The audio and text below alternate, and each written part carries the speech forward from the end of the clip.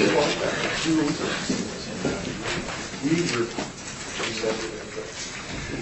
morning, everybody. I call the meeting to order. I will begin by acknowledging that we are in Treaty 1 territory in the traditional homeland of the Métis Nation. The members of the panel today are, to my left, Gisela Rempel, and on my far left is Randy Beret. The assessor this morning is Arka Aydarkanov, and our recording secretary is Huda Aziz. And I'm Robert Buss, the chair. We will be hearing applications for revision of the assessment roll in accordance with the Municipal Assessment Act. The matters for which revision is requested have been described in each application, and we will limit discussion to those matters.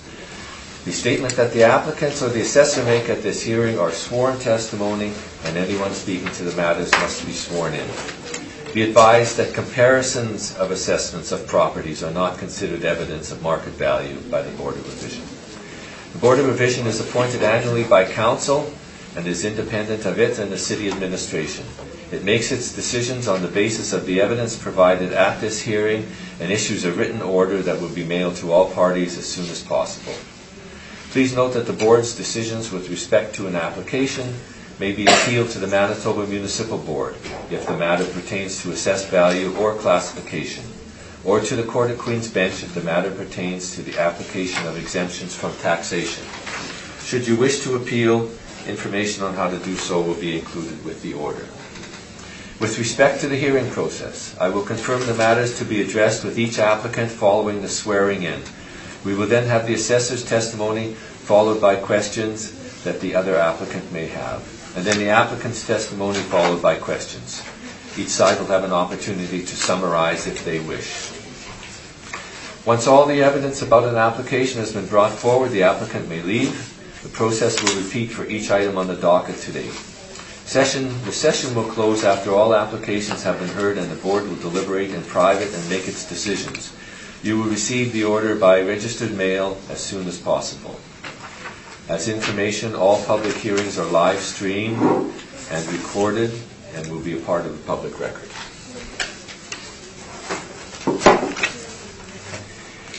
And I ask that everybody turn off their cell phones, or if you wish to talk on the cell phones, go outside in the hall, please. And as we have a fair amount of applicants here today, I would ask that everybody try to stick to the facts, and we will try to move along and be respectful of all the other applicants that are here, and we'll see how we can go. And we'll start with number 15 and 16 on the docket today. Trevor Sims, Mr. Sims from 506 Kirby. Thank you. Swear in.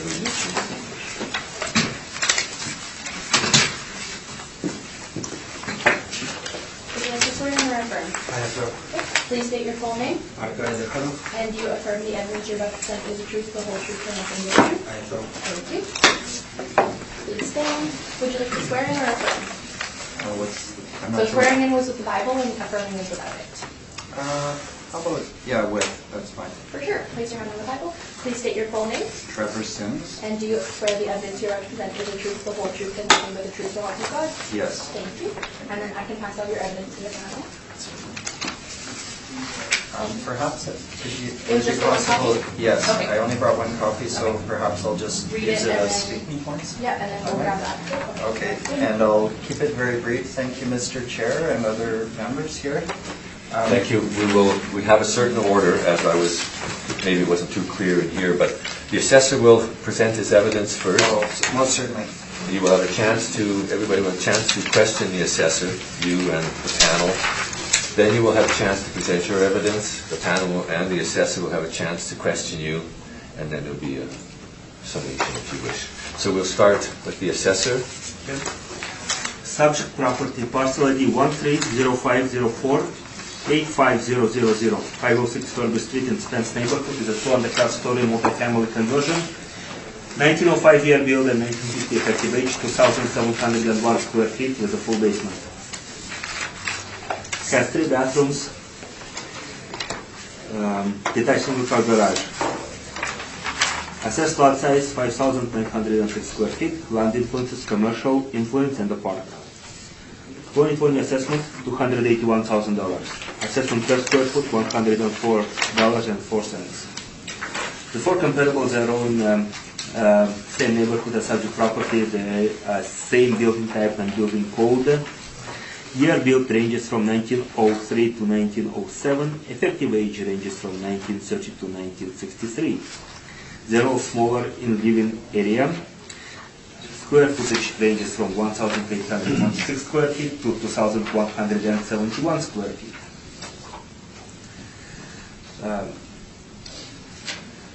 Lot sizes ranges from 2,953 square feet to 4,355 square feet. Land resources are on the, listed on the comparable sales report for the comparable properties.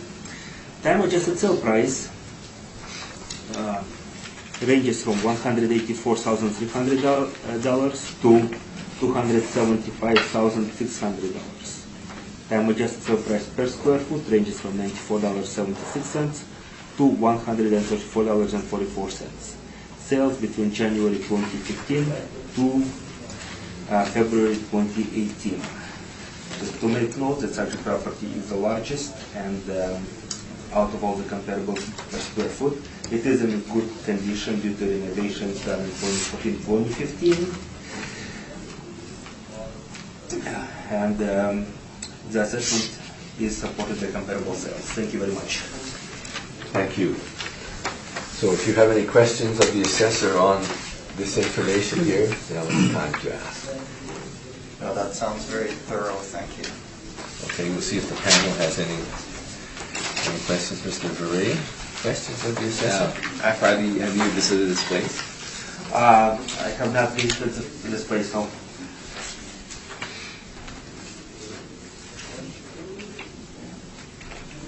No further questions. Ms. Rebel? I'm wondering if you could tell me what the commercial influence is that is next to the subject property.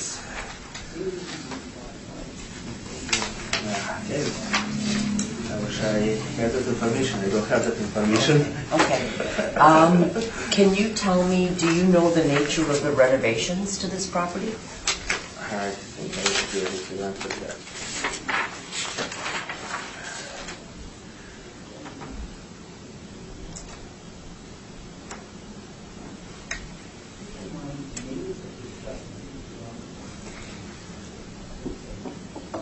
Well, the only renovation says that there were renovations in 2014-15. It doesn't specify exactly which. However, this information was confirmed by Trevor Sims at the Burton Commons Community Center RAP meeting. Was there a building permit taken out for any of the renovations? There's no permits on records. Okay, thank you. That's all my questions. Shall take it back. There is a building permit. Oh, okay. There is. You. After all the fuss with the building permit. Oh, I'm sorry. So yeah, there is a building permit taken out, and then so I'll be able to change of use from a rooming house to a three-family dwelling.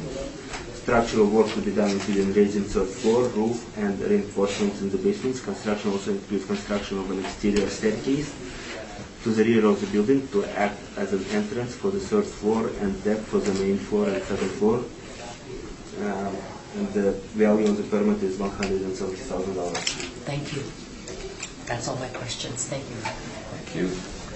And that was taken out after the sale in 2014? It appears that way, yes. Okay, that's all my questions. Mr. Sims, if you would like to tell us about the property? I don't dispute any of the research that the assessor has done. However, what I'd like to state for both properties, at the risk of repeating myself a second time, is that the block in question, the area in question, is influenced by external factors, which are somewhat within the City of Winnipeg's control. And there's 3 points I'll make. One is that the city livability bylaws don't appear to be enforced adequately in that particular area, and I noticed that the assessor has cited 498 Furby Street as one of the sample comparative properties, which was a tremendous blight on the neighborhood for a couple of years, and which caused me to lose tenants, as a matter of fact, because tenants would look out the window or off the balcony and see this 498 Furby Street property, just as an example, which had a tremendous amount of litter in the yard and was unable to be forced in a timely manner to clean it up. Just one example. I didn't want to get into particular examples, but that's a good one because it was cited in here. I'll also mention that policing services in that area are stretched thin, and again, it affects the property values in the neighborhood because of the perception around security, and that vacant buildings, the requirements the city has on vacant buildings in the area do not appear to be enforced. There's vacant buildings and derelict buildings, which again are dragging down property values and affecting the neighborhood in general and my two properties specifically. Okay. That's your... So I would say that's what I have to say. That's what I've got in this letter here, which I'd be happy to provide you for the record. And I don't dispute at all the very excellent work that the assessor's done in analyzing. However, I believe that the escalation in assessed value is unwarranted. Okay, thank you. We will see if there's any questions. Just a quick question. The external factors you mentioned, I'll just generalize as external factors that affect value. They would affect 506 Furby same way as they would affect 508 Furby, and they would affect 498 Furby because they are within the very close proximity to subject property. Would you agree with me? Yes, I would. Yeah. And their sale supports the assessed value. Would you agree with me that the sale of those two properties? Sorry, could you ask that question? The sale of 508, which is a smaller property, that's $94 per square foot, and also about $184,000 time adjusted altogether, as well as sale of 508 Furby at $126 per square foot, which is a smaller property sold for $275,000, 600 time adjusted. They were influenced by the same external factors, however, support the market, the assessed value. Would you agree with me on that? Yeah, I think if you've got the sold values, then I would say I can't dispute that, and I think they're in that same general area, which is affected by the external factors and the city controlled factors as well. And I think that's the city administrative controlled factors, and I think that's kind of my point, is that I would love to see the area grow, flourish, and I would love to see a little bit more resourcing from the city administrative to address those 3 points. Any other questions? General questions?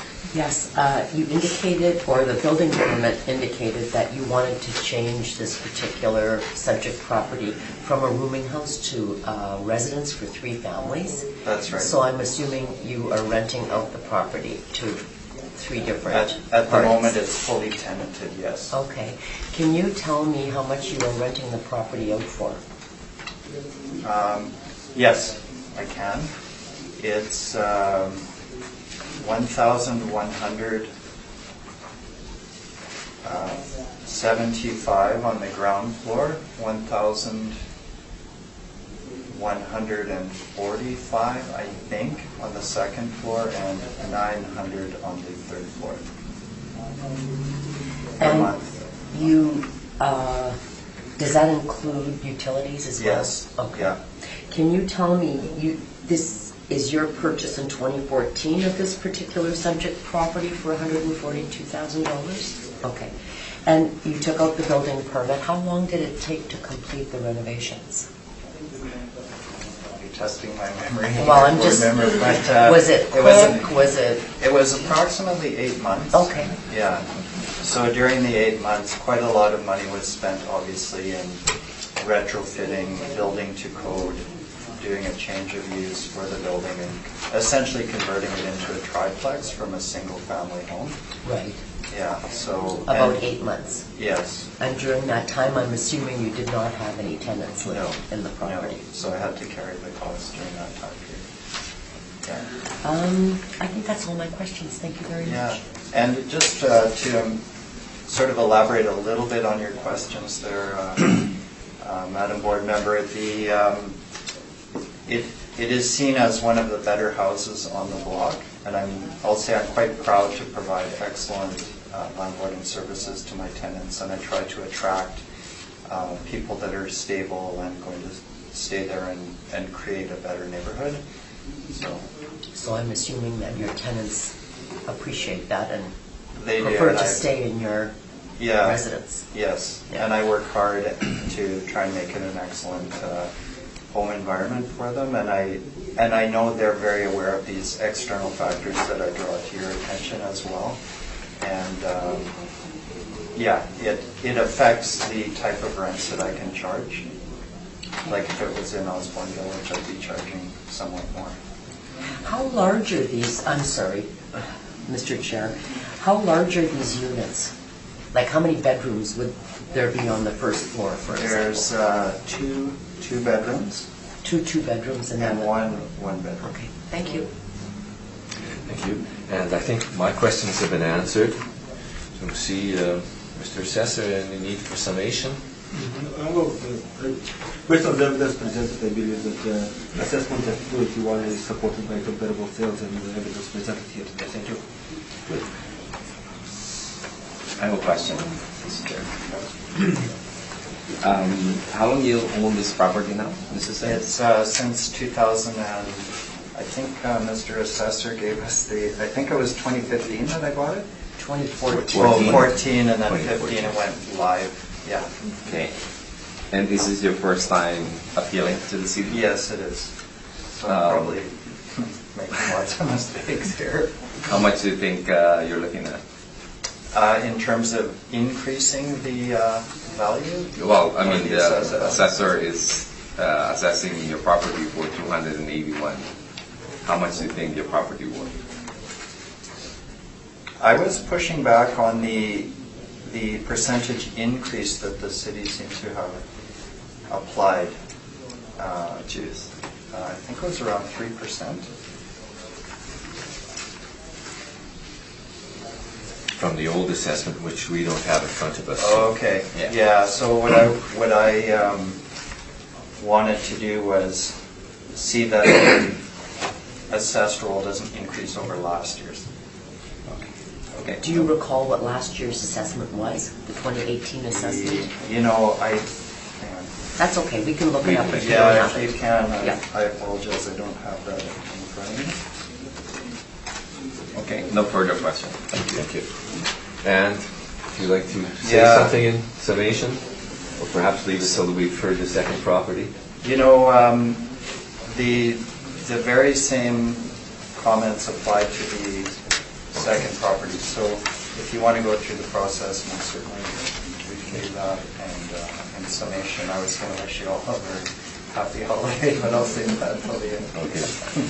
Okay, that concludes 506, which is number 15 on the docket, and we will go to number 16, 572 Furby. Okay. Parcel ID 130504580005730 Instance Neighborhood 1 in the Car-Story Multi-Family Conversion. 1905 year build, 1935 effective age, 1,384 square feet. Has two full bathrooms, full basement, and 3,100 square feet for lot size. Commercial adjacent to the landing points, 2020 assessment $150,000, assessment per square foot $108.38. All of the comparables are in the same neighborhood as subject property. The building type range for the comparables is 1 3/4 stories. They are all multi-family conversions. Year built between 1883 to 1905. Effective age from 1923 to 1970. Living area ranges from 1,111 square feet to 2,778 square feet. Basement type ranges from full part area to full basements. Comparable 3 has a basement finish.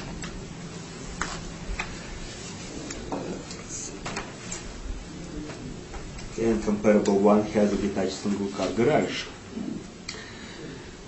Alright, lot size ranges from 2,959 square feet to 5,671 square feet. Land influences are listed on the comparable sales report. Time adjusted sale price ranges from $82,500 to $218,600. Time adjusted price per square foot ranges from $73.14 to $127.49. Sales range from July 2016 to March 2018. Thank you very much. Thank you. Questions of the assessor? Yes, I wasn't following extremely closely, but did you mention there's a detached garage at the property or no? For comparable number 1. Oh, I see. Okay. That's good. Okay. Panel members, Mr. Beret? Have you visited this place? No. I have not visited this place. Do you have any multi-listing that you have that you can show us?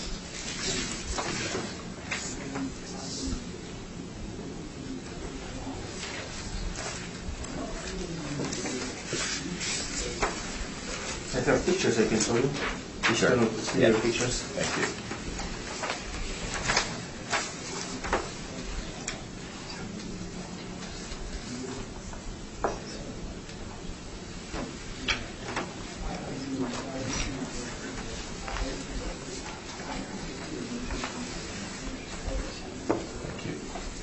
Thank you. No further question. For that property? Yes. No further question. Thank you. Questions? And then I'm assuming that you're renting out this property as well. That's correct. Is it to a single family or are there? There's two. It's two yeah, it's an suites? up-down suite. Both of which are 1-bedroom units, and both of which happen to be rented to single individuals at this time. And how much rent are you paying for these units? Upstairs is $850, and downstairs is $890 approximately. And that includes utilities? And it does, yes. Thank you. How much have you spent on the property roughly since you purchased it? Any major renovations? I would say minor renovations, but probably around, I had to completely redo a kitchen downstairs after evicting drug addicts in the downstairs, and it was a complete mess, and I would say around $30,000 to $40,000 just to redo the downstairs suite, and then some relatively minor upstairs renovations and painting. Okay. And the same information about the neighborhood that you gave us last time will stand for this one. That's right. That's all my questions. Is it again a 3% increase That was you are contesting on this? Yes, yes. Okay. And the assessed roll value looks reasonable to me, that you've stated $150,000. Summation, Mr.? I guess, no. The value is supported by comparable sales. That's it. Thank you. And anything you'd like to say in summation? Have an excellent holiday season, and thanks for hearing me out. And Yeah. Thank you for coming. Thank you very much.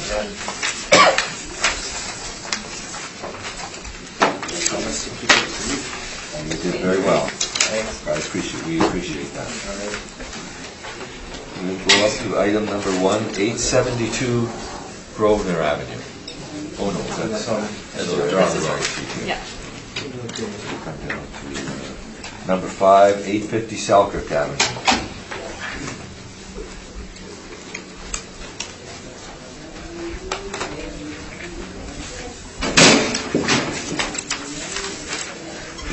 Would you like to swear in or affirm?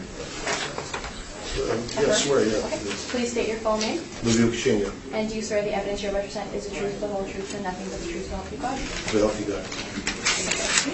Do you have any evidence you would like to share with the panel today? Not really, no, just whatever I have to say, and that's it. No problem. Okay. Well, we'll hear from the assessor first, and then we'll hear from you. Subject property, parcel ID 140107660000. I'll repeat it. 140107660000. 850 Selkirk Avenue, industrial neighborhood, 2.5 story multi-family conversion, 1907 year built, 1920 effective age, 3,010 square feet, full basement, no basement finished, 3 bathrooms, 1 half bathroom and detached multi-car garage. 4,232 square feet for lot size, land influences bus route, bus stop, medium traffic in the scope. 2020 assessment roll is $126,000. Assessment per square foot $41.86. Comparables are comparable 1, 3, and 4 are in blue and white neighborhood, and comparable 2 is in dark neighborhood. They are a 2 to 2.5 story multi-family conversions with year build of 1903 to 1907. Effective age ranges from 1925 to 1948. Square footage ranges from 1,524 square feet to 3,388 square feet. Okay, basement type ranges from full part area, part basement, full part area to full basements and uncomparable. Comparable one has basement finish. So we have comparable 2 has a detached multi-car garage, and comparable 4 has a detached single-car garage. Lot size ranges from 3,010 square feet to 4,752 square feet. Land influences are listed in the sales report. Time adjusted sale price ranges from $144,800 to $241,900. And the price per square foot, time adjusted, ranges from $67.79 to $100.26. Sales range from June 2016 to February 2018. That's all I have. Thank you. Thank you. Do you have any questions of the assessor on this information that he's given? No, just, Okay, we'll see if the panel has Ms. Rempel. I have no questions, thank you. I have no questions. Have you been out to the property? I have not been out to the property. Another assessor drove by, took a picture from me, so I have it in front of me. Oh, you do? Okay. Yeah. Could we look at that? You have 2 sales on Selkirk Avenue. Do you think they're in a similar situation as the subject property? It appears that way too.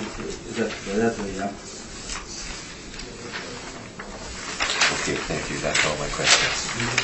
Would you like to tell us about your property? well, I've been there since '98, and I haven't done any renovations to it. I mean, it's the same as what I bought it, except for some paint. And I've seen the assessment go down as low as 41 from when I bought it, and now it's being proposed at 126, which is fine, but it just keeps going up, and there's nothing been done to it. And I don't know what I can get for it until I actually sell it. I mean, it's a big house, so I mean, it needs a lot of work, but it's livable. I mean, it's solid. I'm I'm not sure what I can actually get for it based on square footages. I tried to sell it back in 2006 at 126 or something like that. I didn't get one offer because it needs a lot of work, right? I mean, it comes with a lot of labor. In 2006, you said? Yeah, I had it assessed by Dieter Bauer, and as a rental property, it would have been listed at 84.9, and as a single-family unit, it would have been, like a single-family house, it would have been listed between 119 and 156. So we went at 126 or whatever. That was wild. I didn't get one offer. I had some showings. But it just, you know, you can say whatever it's worth, but until you don't show me the money, right? Like, Yes. you know, I don't know. Like, I'm not here. I just, you know, I've never done this before, so I don't know. We're doing well. We'll see if the assessor has any questions. Well, I guess I don't have any questions to the property owner. Okay, panel, Mr. Beret. So you haven't done, since you bought it in 1998, you've been living there? Yes, And you don't have any renovations at all? just paint and the odd roof repair. So, But no, I haven't done anything. It still has galvanized plumbing, some copper, but has fuses. You know, you try to get insurance for this place, and they want it sky high, and you don't really get great coverage because where it is, and you know. So I mean, it just comes with all kinds of downsides. you changed the roof? I haven't changed it. Just repaired Just repaired the roof? just a couple of repairs up. And you said you tried to sell it in 2006? Yeah. And nobody... Yeah, that's when the market was really hot. Like, you know, just put it on the market. And, I like to think I can get more, but like you said, So if you're gonna sell it in the market, how much do you think you're gonna put? I don't know.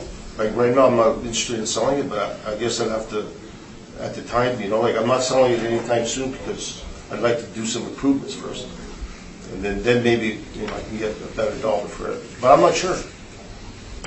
I'm not sure where I'd like to ask, sky's the limit, but show me the money, right? How much did you pay for it when you bought it? 63. And then it went down to 41.4 was in 2002, the assessment.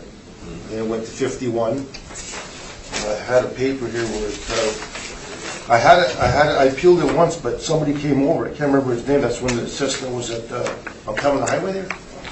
And they wanted to go from 51 to 114, and so that would have been a big increase. And then I think he assessed it at 80, 85 or 89. I think his name was Dick or something like that. But he came in and, you know, he said that you couldn't sell it the way it is right now. Not because it's falling apart, just it needs improvements, right? Like the windows are, I probably all the windows to keep my heat down, right? Like, I mean, I don't rent it out. I have a roommate. I've had more people live there before, but it's not a good, you know, that's where I live, so. Okay, thank you. That's it. In looking at the pictures, I'm wondering, is your garage usable? It almost looks like it's boarded up or something. It's usable, yeah, It but I is. have a couple of cars in it, I don't use it to in and out, right? Like, it has the big swinging doors, so I just open up the one door when I need it, and, yeah, it's usable. What kind of wiring does the house have? Is it knob and tube or? Just in the basement, but it's not up, it's not like, like, the wiring hasn't been redone, right? But everything works fine. Fuses blow and you know, barely had any fuses blow, but I mean, everything works fine, so, yeah, it's, I don't, no, it's not knob and tube today, I don't know what kind of wiring it is, but copper, right, so. Okay. But it's not like today's, like, there's no grounder, right? It's all fuses, but. Would you happen to know offhand what your 2018 assessment was? As I said, we could look it Yeah, up. 114. It was 114. Yeah. Because it's been, you know, it's not a big deal, but it's been slowly going up, and that's fine. But there's been no improvement. So, like, you know, I don't understand. Like, this real estate thing too much, you know. Some houses they sell like that, and I think everything's been done, and people gotta be able to move it. As a rental property, like because it's 1 to 4 dwellings in the house, but I can't sell, rent it as a fourplex, because it has like fire escapes and Right. an alarm system. As a duplex, I can rent it, but still, like, it needs improvements, like, because I know the house, right? Like the water, you turn it on, and then somebody upstairs turns it on, well, now you got no water pressure. So it just needs upgrades. Right. What do you think the value of the assessment in 2020 should be of your home? I don't know. You guys are assessing it at 126. I don't know. I mean, I don't know what the assessment's based for, like. And why do you think it's too high then? Well, my taxes keep going up, that's why. Okay, thank you. I only have, you know, I live on whatever income I make, and so, yeah, that's about it, you know. Is it, so it's still set up as a duplex or a triplex? A duplex. Physically set up. Legally, it's a duplex, but I mean, if I do the, you know, the fire escape and the hardwired fire alarm or whatever, it's sprinkler system, then it could be, I guess, a full multi-family dwelling. Okay, that's all my questions. In summation, I guess summation is based on the comparable sales, 2016 assessment is supported, 2020 assessment of 126 is supported. Thank you. and any final words? No, that's okay. Okay, leave it with us. Yeah, You will get a registered letter before too long telling you of our decision. yeah, that's all good. I paid my fee, so I thought I'd come and Yeah, do this thing, right? you did well. Thanks for coming. Yeah, thank you. Happy holidays. You too. Thank you. That's it.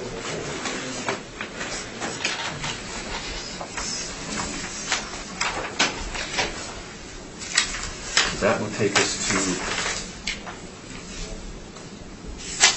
to number 8 on the docket, 182 Manitoba Avenue.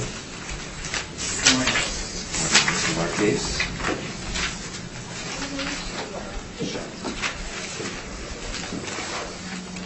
Would you like to affirm or swear in? I'll swear.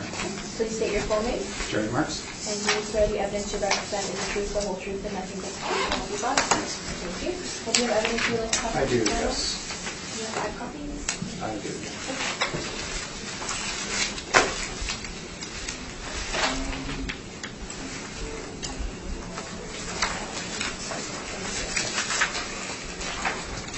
Thank you. Thank you.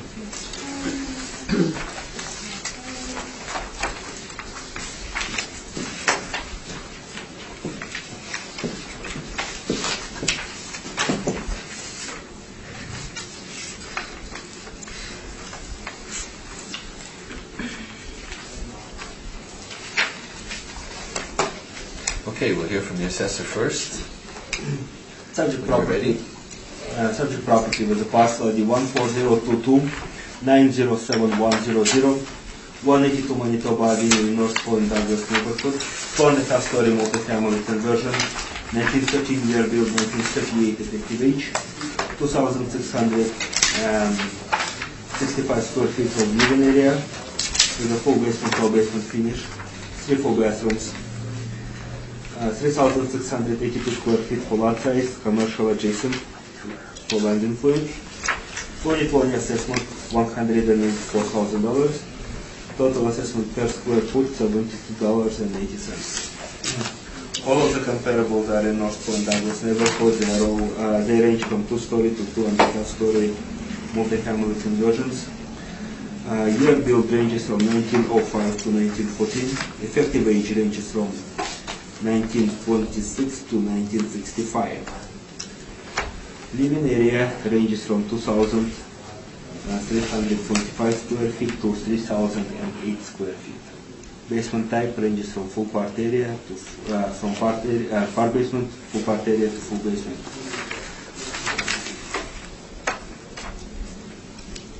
Comparable one has a detached single car garage. Lot sizes ranges from 3,268 square feet to 8,196 square feet. Time adjusted his land influences are in the comparable sales report. Time adjusted sales ranges from $138,000 to $306,600. Time adjusted sale price per square foot ranges from $59.35 to $107.05. Sales range from January 2017 to April 2017. Okay. And the second page of the comparable has a permit that was taken out to do work on such a property, renovation type work, structural repairs for the amount of $95,101. Thank you. Thank you. Questions of the assessor on the information he has presented? I do, thank you. I note that in terms of the comparables that were provided here, there's some significant differences to the subject property.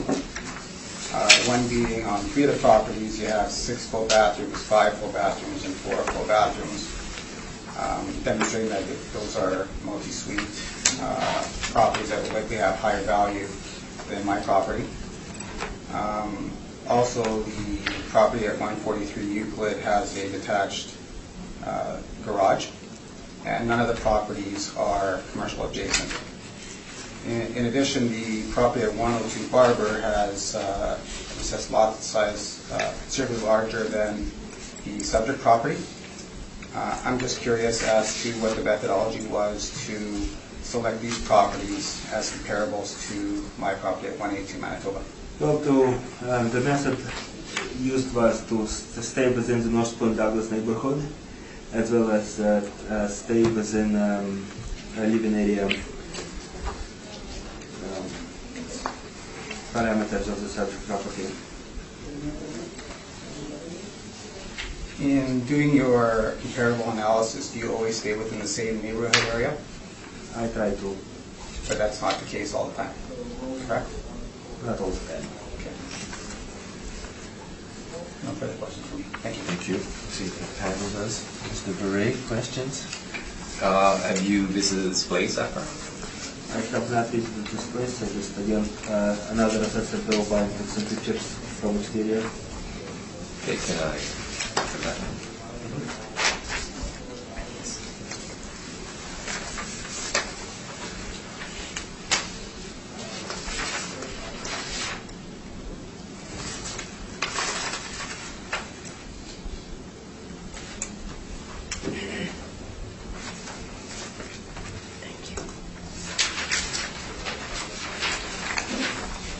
And I do have one more question. Go ahead. You mentioned the fact that there were renovations done to the property that would have affected the property value. Can you advise as to what year those were reflected in terms of the assessment? Okay, the renovations were, the permit states 2011. And so that would have been reflected in the assessment in what year?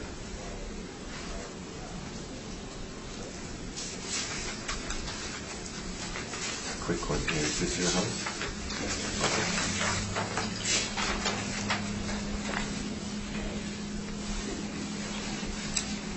Okay, the updates were done later and were only reflected in the assessment of 2017 forward. 2017. One more follow-up question to that. The assessment increased from $36,000 in 2009 to $119,000 in 2010. If that wasn't reflective of the repairs that were done at that time, how is that increase explained? So, 2009 to 2010, reflected 2011 permit. I'm asking, there was an increase from $36,000 to $119,000. If it wasn't reflective of the repairs that were done then, what's the explanation for that increase at that time? That question is irrelevant due to the time of the sale, time of the property owner provided, 2009, 2010. However, to answer that question is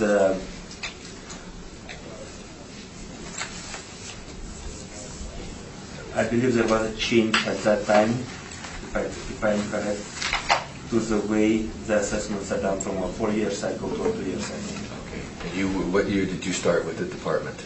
2012. So probably doesn't have that information or that answer. Okay. There's an influence there for commercial. Is there a lot of businesses there around? Again, I do not have information as exactly what commercial it is. Could be a business, could be a multi-family building. But I don't have the information to answer your question exactly. I'll be able to answer that question when that's my turn. Okay, thank you. Can you tell me what the average property value increases in this area were?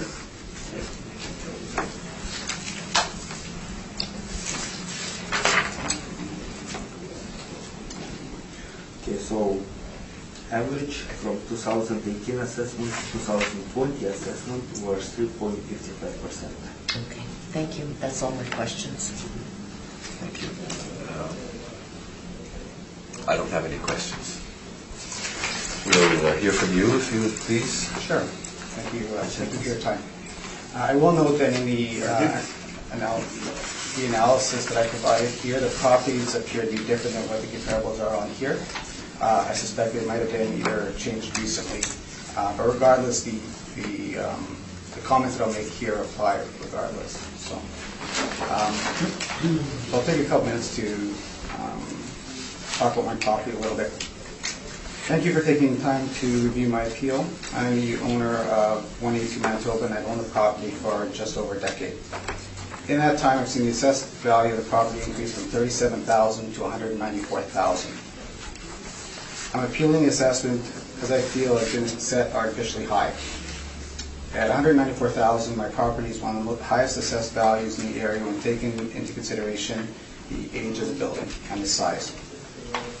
In fact, in reviewing the comparables that the city has provided, and again, looking at the property that were assessed here is significantly higher. I reviewed the sales books for the properties in the areas around 182 Manitoba and had completed a comparable analysis for your review. All are of the same vintage, built in 1914 or earlier. 182 Manitoba was built in 1913 and have a square footage between 2,000 square feet and 2,700 square feet. 182 Manitoba has a square footage of 2,665. Through this analysis, there were 7 properties that fit that criteria. All but one sold for less than the assessed value of the Manitoba property. The average sale price was $154,000. The median sale price $138,000. The average assessed value for these homes was $148,000. The median $137,000. Again, Manitoba is assessed at $194,000.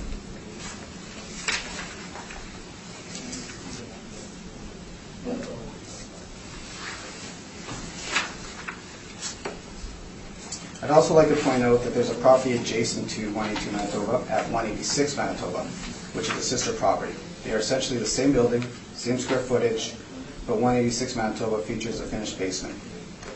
The basement at 182 Manitoba is unfinished.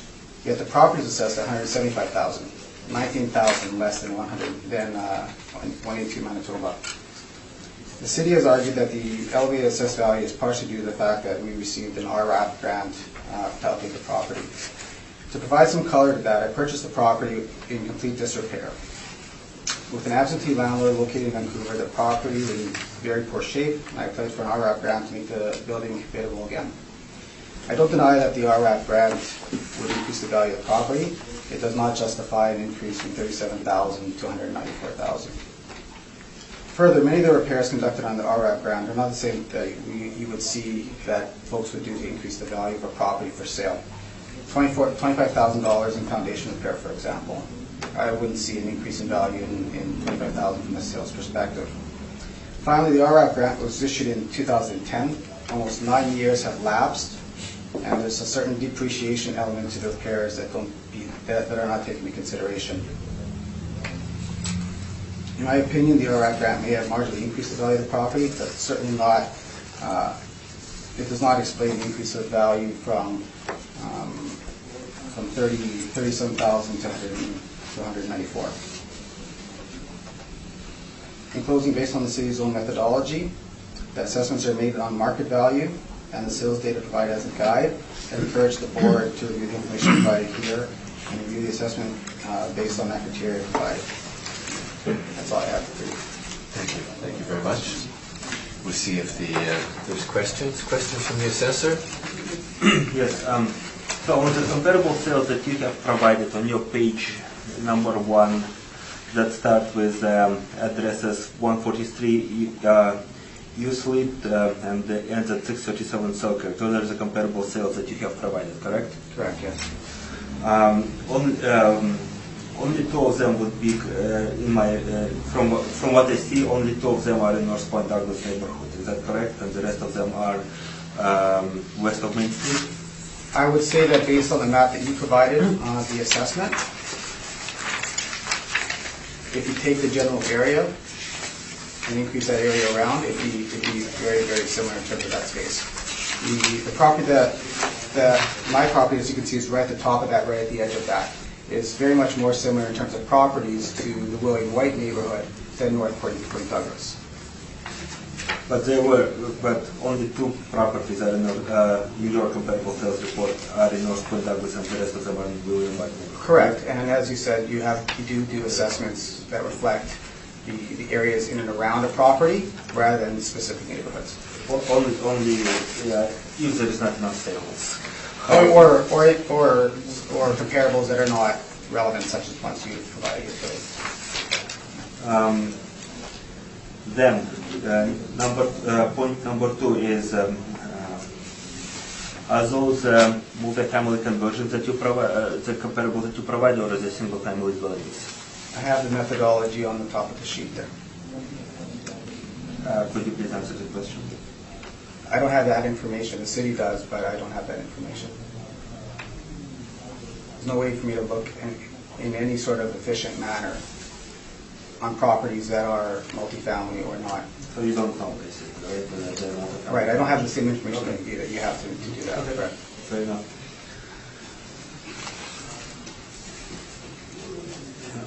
Okay. So you purchased the property in 2009 for $90,000, correct? Correct. Then you had in 2011 there was a permit with a value of $95,000 rounded, correct? Yep.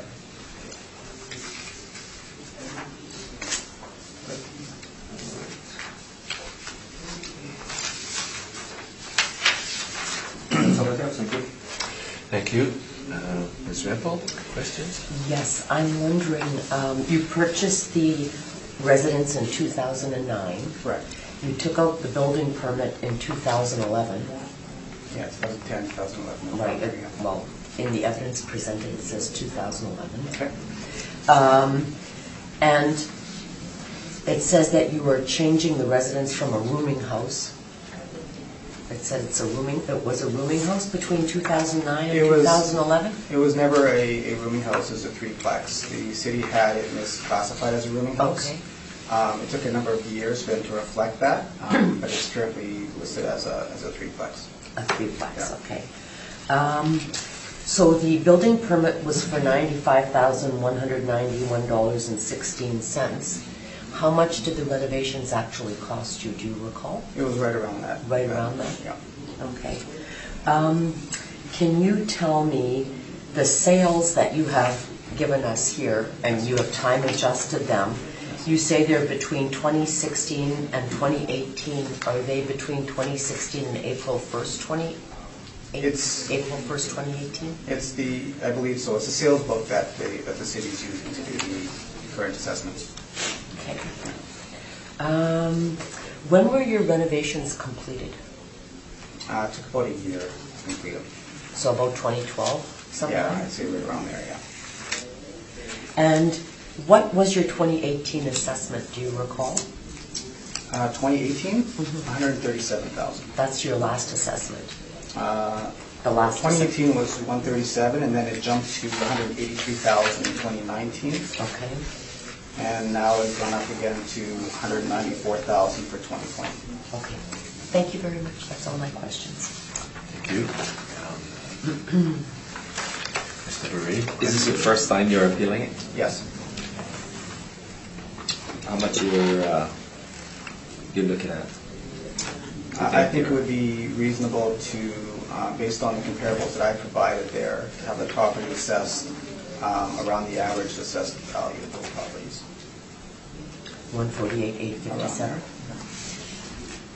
And I'd like to point out, just to build on your question that you had earlier about the commercial adjacent, so the commercial influence there is a liquor mart right on Main Street, where two houses, or there's one house between the liquor mart and my property, and then a couple houses again, and then there's a drug rehabilitation center at the end of the street as well.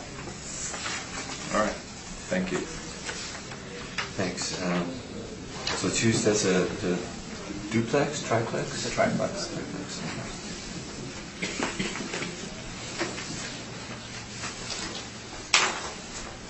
And it was your statement earlier that those repairs that you've done have kind of just melded in and aren't Yeah. making that much of a difference anymore. So, well, the RAP grant is designed to build, to assist on really structural type of repairs for houses that are in need of that. So a lot of the repairs were based on some of the things that you wouldn't necessarily see. So there was sort of a significant amount that were foundation repairs, electrical, and so on. The kitchens are very much still very dated. The flooring is dated. It is an older building. It was critical repairs to bring that up to a level where we can rent the property again. Thank you. Any need for summation, Mr. Fesser? Any final words? Any summation? No. I think that's it for me. Thank you very much. Thank you for Thank coming. you for your time. And you will receive a registered letter from the board stating what's going on. Thanks again. Thank you.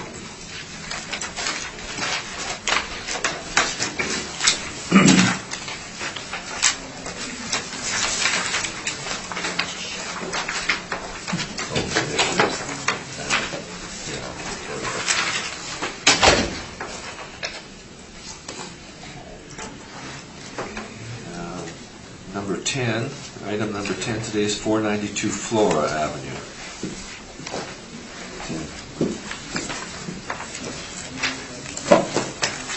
Would you like to affirm or swear? Please state your full name. Mario Lopez. And do you swear the evidence you represent is the truth, the whole truth, and nothing but the truth, so help you God? Yes. Thank you. And I believe you have evidence you would like to pass up for that?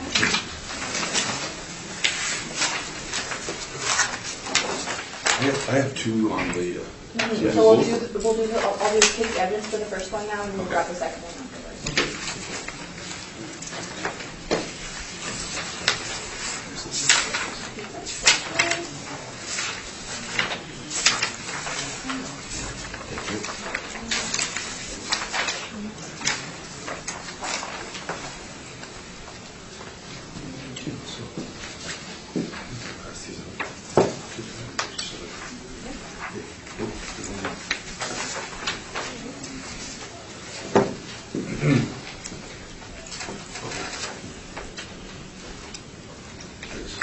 one more. Thank you. So this is who I am. Good morning. Woody. I'm a 25-year experienced realtor with RE/MAX. I think, First of all. First of all, yes, we will hear from the assessor first. No problem. But welcome, thank Thank you you. for coming. And you can give us some of your background when Sure. you introduce your evidence. Thanks. Okay, Mr. Assessor. Subject property parcel ID 14002-07800, 492 Flora Avenue, Industrial Neighborhood. It is a 1 3/4 story multi-family conversion. 1902 year built, native for a private SPH. 1,440 square feet of living area, full basement and a basement finish, 2 full bathrooms, and detached car garage, 7,357 square feet lot size. 2020 assessment $168,000, assessment per square foot $116.67. For comparable, they're all in different neighborhoods. They range between 1.5 story to 1.75 story. They're all multi-family conversions. Square footage ranges from 1,224 square feet to 1,640 square feet. Only comparable to have a basement finish. Comparable to has a detached multi-car garage. Comparable to 3 and 4 has, comparable to and 3 has central air conditioners. Assessed lot size ranges from 3,023 square feet to 7,254 square feet. Time adjusted sale price ranges from $135,800, sorry, $115,900 to $156,900. Price per square foot time adjusted ranges from $82.80 to $112.55.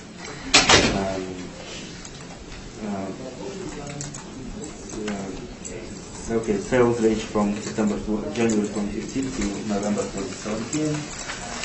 The evidence provided that the property was, there was a sale of the property post reference.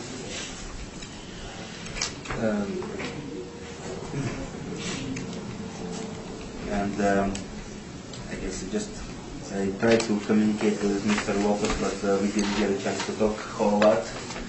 So I just wanted to ask him a few questions and take it from there. Thank you very much. Thank you. Questions of the information that the assessor has presented here? No, he's accurate in terms of the property. Okay, we'll see if the panel has any questions and then we'll hear. Mr. Barine, any questions? I have no question. Yes, I noticed that this property was sold twice in 2012, once for $90,000 and once for $145,000. So I'm assuming that there were significant upgrades. It would appear that way too. I don't have that. I haven't looked at the 2012 sale information. Okay. To give you, but just basically looking at the numbers, that's exactly how it is. That's a fluid type of renovations. And I would assume that that is affected then in the effective age of the home. Correct. In your information. Okay, that's all my questions. Thank you. Thank you.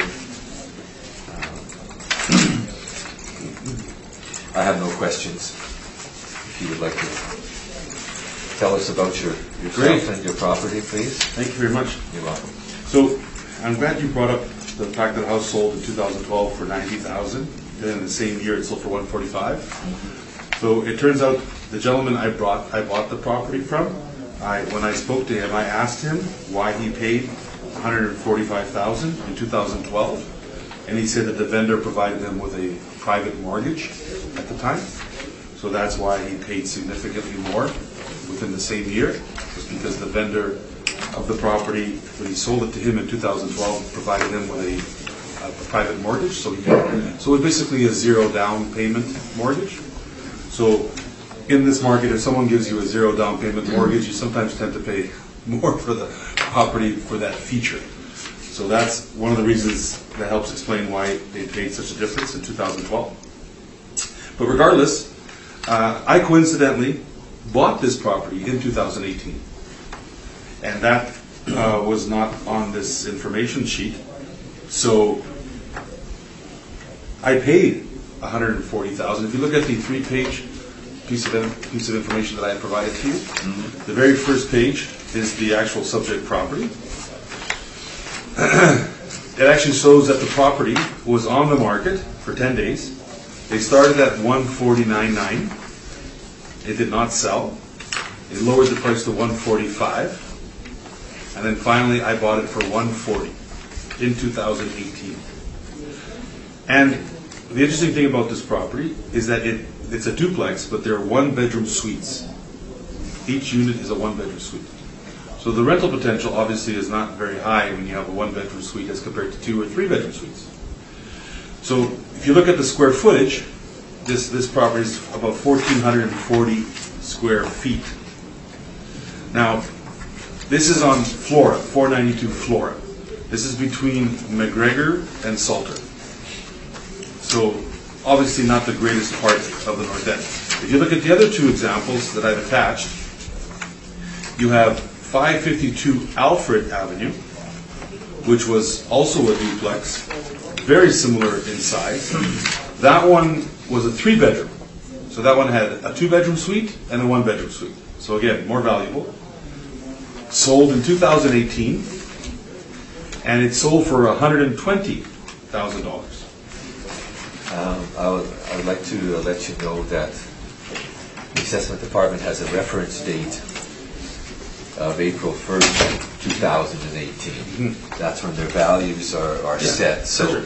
we really don't look at sales that took place after April 1st, 2018. Okay, but in this case, you can't say that a property that I bought in October of 2018 for 140, right? That 6 months earlier it was worth 168. Well, I'm not saying that. I'm saying that we don't look at information that took place after the reference. Right. Well, again, It's a policy. I understand what you're saying, but again, I'm just saying that in 2018 they listed the property for 149.9. It did not sell. Lowered it to 145, and then I bought it for 140. It was listed, when was it listed in? It was listed in 2018. It was listed on November. Listing date was November 6th. Yes. Well, that's when it was, yeah, and then you bought it. Then I bought it. Yes. Yeah.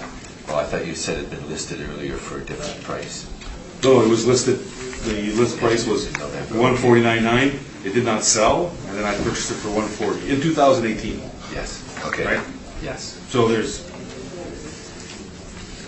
no possible way in my 25 years as a Remax realtor that I've ever seen a house go from 168,000, which is what they're saying it was worth in April of 2018. If they're saying it was worth 168,000, and then I bought it 6 months later for 140 when it was on the market at 149.9 and nobody bought it, I think it's pretty evident that 168 seems to be a bit aggressive in terms of assessment. It is very aggressive. We will decide that, but we won't decide it based on post-reference information. That's the problem. But we will, whatever the information leads us to before April 1, 2018 will help us to decide. But anyway, carry on. Well, I just have to let you know that Yeah. the board places the weight on post-reference information. Well, if need be, I can always have an appraisal done of April 1st, 2018, and based on the sale information, right? That's what would be best. What was sold reasonably close to on or before April 1st. Well, then in that case, I would just have an appraisal done. And as I said, the two comparables were actually in better streets than Florida, and they both sold for less. So I'm just saying that, again, if the house had sold 6 months later for more value, or if it sold quickly at the asking price, then you can say, you know what, that was a good deal. It was on the market, they lowered the price, it did not sell, and then finally I bought it for 140. And if you want to go using an income approach value on this property, these are 1-bedroom suites, okay? The utilities are included in the rent. These units are rented at $700 per month per unit, okay? So if you look at an income approach value, you look at the property taxes, you look at the insurance costs, maintenance, et cetera, reserve, vacancy, all the typical income approach models that you use for appraisal, this property is not even worth 140. How would you do it on the income? What cap rate would you use? Or would you? On this street, in this area? Yes. Oh, you'd have to use an 8 to 9% cap rate just because of the issues that you have to deal with in the back lane and on the street on a daily basis. You can speak. I have clients that I've sold properties to in the area. A triplex, just to give you an idea, a triplex right across the street from this one at 473, and you might want to make note of this, 473 Flora, so right across the street from this one. I just sold that to a client for 110 for a triplex. Did you sell it based on its income or based on market sales that you found in the area? In that case, it was based on income. But anyway, we will Generally, the assessment department doesn't value them on income, and generally, we don't value them on income either, so. The one next door at 475 Flora, which I also just sold 3 weeks ago. If you want to make Those are all post-reference sales, so we really Right. aren't interested in them. sold for 110 duplex. Okay, is that your information? Regarding this property, yes. Okay, we'll see if there's any questions. Any questions from the assessor? Since you bought the property, have you done any renovations to it? Since I purchased it? Yeah. Those. No.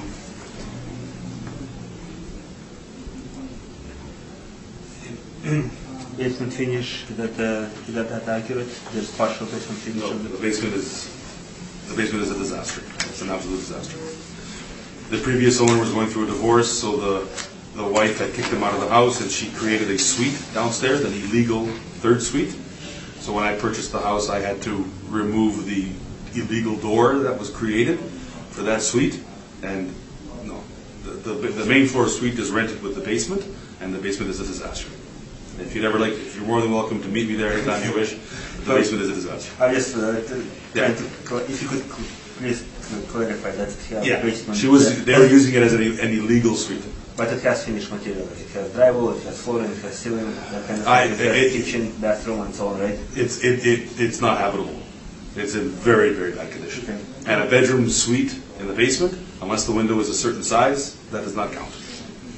No, I guess my, like as I stated in my earlier presentation,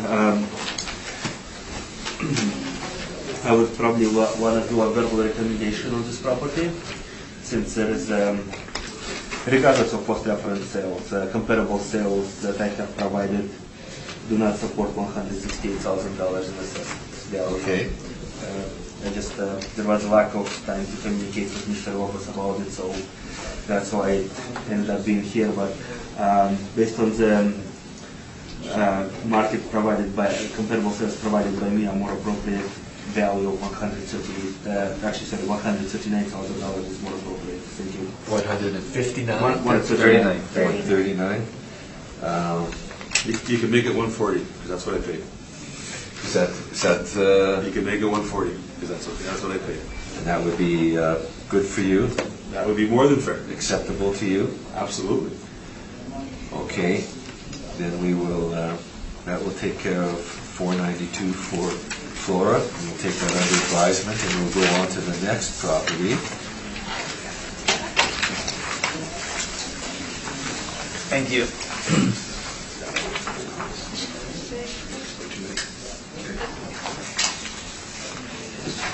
Which is 1299 Strathcona. Yes, correct.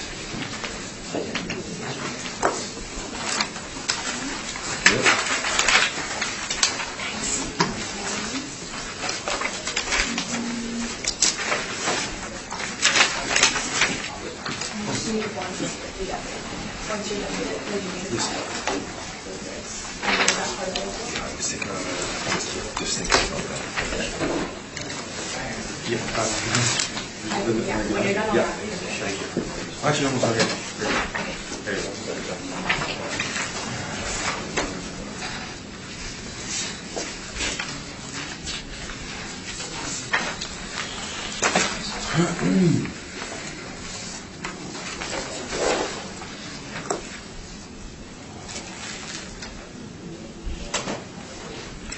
Okay, Mr. Assessor, when you're ready. Mr. Darkinoff, when you're ready. The subject property, parcel ID 13002955000, 1299 Strathcona Street in Sargent Park neighborhood, one-story single dwelling, 1956 year built, 10-year effective age, 1,271 square feet of living area, full basement, no basement finish, one full bathroom, master bathroom, central air conditioner, one fireplace, attached multi-car garage and a detached multi-car garage, 11,004 square feet of lot size, land influence is a community club, recreational building, commercial adjacent, external corner and the light traffic. 2020 assessment is $324,000 or $254.92 per square foot. Comparables are all in the same neighborhood as subject property. Most of them is Spona, comparable to Baylor Road. Similar year build and effectively to subject property, except for comparable one, that's much newer. Comparable food and car basement finish, all of the other comparables do. All have central air conditioners. Only subject property has two types of garages. None of the comparables have attached garage. They all have detached single car garages. They all have smaller lot size, which ranges from 2,531 square feet to 8,372 square feet. Value influences are reported on the sales report. Time-adjusted sale price ranges from anywhere from $266,100 to $299,600. This time-adjusted sale price per square foot ranges from $232.13 to $359.81. Properties sold between May 2015 to September 2017. Thank you very much. That's all I have. Thank you. Any questions of the assessor on the information that he has presented? No, that's correct. Good. Okay, we'll see if the panel members have any questions. I have none, thank you. Mr. Ferre? Have you visited this place? No, I haven't visited this place. So this, the land influence of this property. There's a community club, but what other commercial businesses in there? Again, I do not have information as to exactly what commercial businesses are there to answer your question precisely. Just list as a commercial adjacent, so it could be anything from a multi-family building or a commercial property.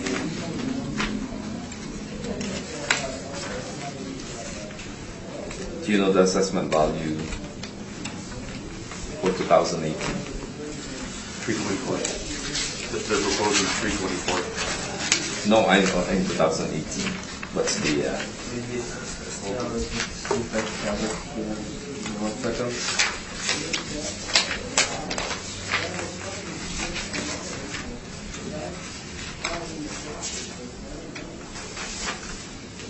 $316.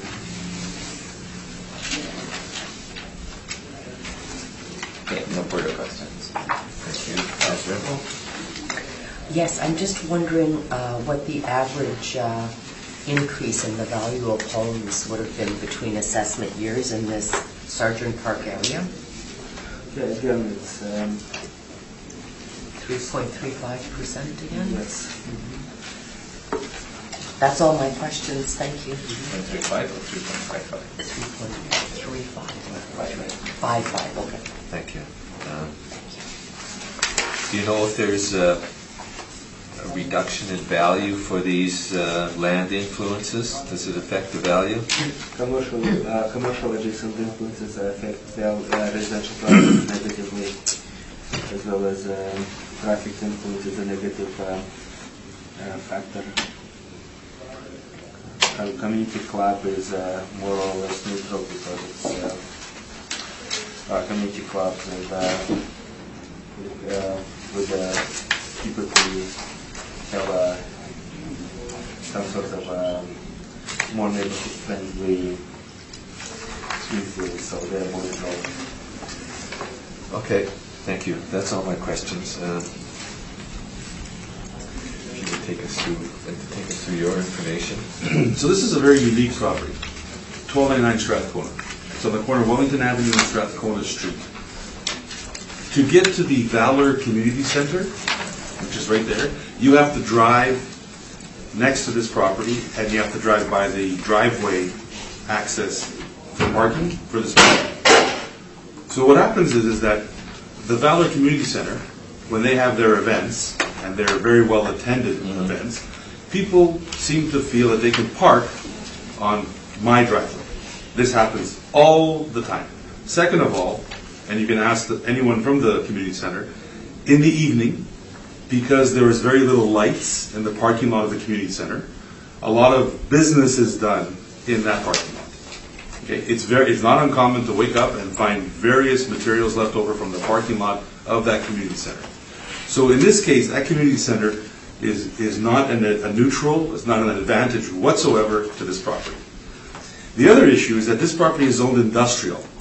So based on the assessment value of this property, it's not based on a typical, like when you assess properties, correct? You guys assess based on 45% of assessed value, correct?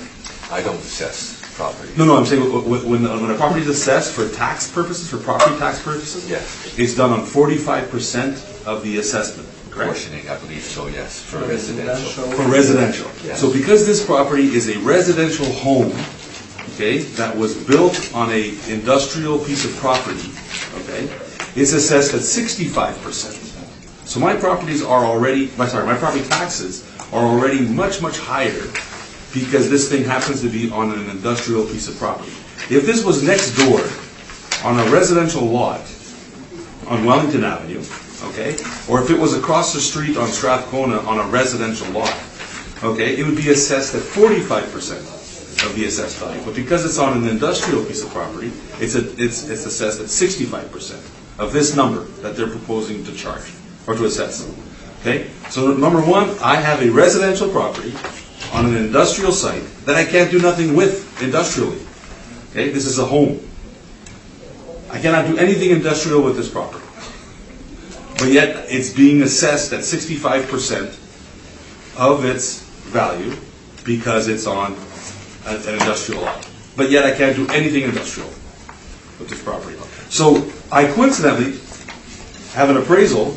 Now it's about a year or so before. It was part of the attachments that I provided to you to the panel. So it was basically December 31st of 2016. So it's basically 2017. And this was an appraisal done by a reputable appraiser in the city here, and they had appraised the property at $280,000 for the property. And then a couple of the comparables that I also attached for your information. For example, one of them on Spruce Street, which is basically 2 streets over, 1185 Spruce, so very, very close comparison. Very close in square footage, 3 bedrooms, and that property was sold on, March 28th of 2018. So that works with your April 1st deadline of 2018, and that one sold for $215,000. Which one is that? That's 1185 Spruce. It was one of the examples. I think it's probably the first one on the examples Yes, of comparables. 1185 Spruce, okay. So again, very similar size, exact same bedrooms. Sold for $215,000 on March 28th of 2018. So right in that exact time frame. Yes. The other one here, again, but the date, according to your timeline, this is June 18th. June, yes. And then the other one's in June. And then the other one here, which was again March 8th, it sold on March 13th of 2018. This is on Wellington Avenue. So you can see this house from my house. And that one sold for $282,000. So coincidentally, the $282,000 that it sold for is pretty much exactly what the appraiser said my house was worth in 2017, basically. So again, I think that the proposed assessment of $324,000 is quite excessive, and especially when you consider the fact that because it is on an industrial piece of property and it's a house, it's being assessed for property tax purposes at 65% of this value. So the property taxes, if that was a residential lot and it was assessed at 45%, right, there'd be a significant difference in property taxes. So I'm paying much more because it's on an industrial piece of property, but yet I can't do anything with that zoning. It's a house, right? I can't sell cars out of that property. I can't, sell boats. I can't put up any type of business on that property because it's a house on that property. And I have a community center next to me where everyone parks on my driveway because my driveway accesses Strathcona, which is the only entrance into the community center. Everybody parks on my driveway. Right? There's numerous illegal activity in the evenings because of the parking lot being very dark in that property. So, and I'm on, when the gentleman said that I'm on a corner, I'm on a corner of Strathcona and Wellington, okay, the northeast corner of that corner, and then on the other side of me is a back lane. So I'm basically in the middle of a back lane, a street, and then there's a swimming pool. There's a children's swimming pool behind me. So industrially, I can't do anything that makes noise or dust or anything else like that because the community center and the kids' swimming pool will right away come and knock on my door and ask me to stop. So again, I just don't feel that for a house that I should be paying industrial zoning property taxes, which is based on 65% of the assessed value. If you want to look at the assessment and bring it down, and let's take out this comparable at 1185 Spruce, because that is a bit low. For example, it sold at the right timeline. It sold in March of 2018, and it sold for $215,000. Okay, that's low. Let's remove that comparable. So let's look at the best comparable that we have that sold on the MLS, which was the last one on that sheet that I handed out to you, which was 1210 Wellington Avenue. You can actually see this house from my house. That one, March 13th, it sold, of 2018. It sold for $282,000. So there's the value, and then according to the appraisal that was done, which was basically in 2017, he came in the appraisal at $280,000. I can live with $280,000 as an assessment on this property because, again, it will then be 65% of that amount, which will then be times the mill rate, and that's how my property taxes will be to be determined because it's on an industrial piece of land. Okay, thank you. We will see if there's any questions. Actually, the appraisal report that you have provided contains only 2 pages. Is there a full appraisal report? Yeah, I have it on an email, but again, I can forward you that. But I brought the number. I brought the number today because we're basically talking about numbers. Well, a full appraisal report typically provides comparable sales and adjustments that are done to arrive at value, and those are very important. So that's why when I look at this, I don't see the full appraisal report. It doesn't tell me a whole lot how this number was arrived at. That's why I would consider this as an incomplete report submitted to the board. Would you agree with me that it's only 2 pages, so it's incomplete, correct? But even your comparison on your comparable sales report, your comparison number 2, which was 1322 Valor Road, okay? And if you know that area, Valor Road is a series of bays, and those are highly more desirable on Valor Road bays. And your comparable report on Valor Road Bay, again, shows that the property sold for $280,000. So what a coincidence that a property right behind it, a property right next to it on Wellington, and the appraisal all are pretty much exactly right on at $280,000. I see it too, but we have to apply time adjustments. That property sold in May of 2015 on Valor Road. So the property that you have mentioned, comparable, your last one on Wellington, 210 Wellington, is a smaller house. It's a 3-bedroom. It's only 1,083 square feet versus 1,471. Yeah, it's 100 square feet difference. It's almost 200 square feet difference. I'll do the math. Okay, you don't have to do the math. We will. Okay. We will All right. do that. My last question is this. You mentioned that it's an industrial zoning and you pay 65% for a residential house. Do you have a tax statement that to support that? Yes, I do, sir. Can I please take a look at it? I'm just,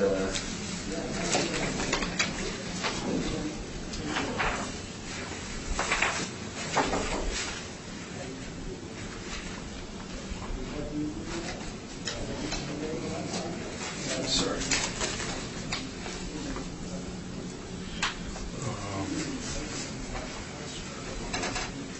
Here's the proposed thing, but I think I have more. You can start with that one. I just need the tax statement. But, this, I would suggest that I'll give it back That's because something this like to take up just with the states that assessment part. proposed market value doesn't answer the question. Right. Yeah, like I said, unfortunately, I I don't believe have. the tax statement is that the colorful for Yeah, unfortunately, I don't have it here, but again, it's a house that's on an industrial piece of property, so it is assessed at 65%. Unless I see the paper that states that it assessed at 65%, I would disagree with you because it is, regardless of zoning, it is a residential house, and that's how we assessment and taxation department taxes based on the use. So that would be something that you would want to go see the assessment department about. It's not something we can change. Right. Or he can change right now, so. But if you look at at, do you have last year's property taxes, sir? He doesn't have. We don't property. have property taxes. Yeah. So we will leave the tax business go by the side. Because I'm just saying, like, my property tax bill is $5,000 for that property. So the only way I can have a $5,000 property tax bill on an assessment of $300 and something thousand in that area is if it's assessed at 65%. Or if it hasn't been paid in full or whatever. But That's not something we can do But anything it's, about, so we will skip over the property taxes. No, yes, yeah. So that's all I have. I just Yeah. I don't have any other questions. Thank you. Panel, Mr. Murray, questions? Yeah, when did you buy this property? I bought this property in 2012, For how much? Do you know? $230. And I have done absolutely nothing to it because of the neighborhood. Are you renting this place? Oh, I'm using it. Oh, you live in there? Yes, it's my summer, my city residence. And you haven't done any renovations at all Nothing at all. since you bought the property? Absolutely not. With the assessment being the way it is, I can't take out a permit and do any work to it. Actually, the eavesdrop just fell down on the front. So you had an appraisal in 2016? At the end, to December 31st, 2016. Yes. So you think the property didn't increase at all? And from a year from that point? Well, this is 2016 and now it's 2019. Yeah, December 31st, 2016. Yes. So it was a day away from 2017. So do you think it didn't increase at all, the value of the property? If you want to make it 285, 290, that's fine, I can live with that. But there's no way that it went to 324 on that property. All right, no further questions. Thank you. Ms. Rimple? Yes, I noticed that the information that we were provided says this property was sold in 2011 for $230,000. And you said you purchased it in 2012? Well, I took possession in Oh, 2012. okay, so this is your purchase? Yes, then? that's the one, yeah, Okay. 230. I paid 230,000. Okay. The possession was 2012. All right, those are all my questions. Thank you. Was this appraisal done for a certain specific reason? Financing. Financing. Okay. Thank you. Leave it with us. Summation. Mr. Assessor, anything you'd like to add? No, there is no solution. I can Any forward you, final words? I have an email that I can forward you with the full appraisal, if you accept that. Otherwise, I apologize, I printed out 2 pages because I printed out the number. I apologize. All right, I guess, I mean, it's not, like, whether you forward it to me or not, it's not going to affect the decision of the board, so. Okay, thank you. That concludes this item, item number 10. Thank you for coming. Thank you very much. And we'll receive information, a letter from the, registered letter from the board shortly.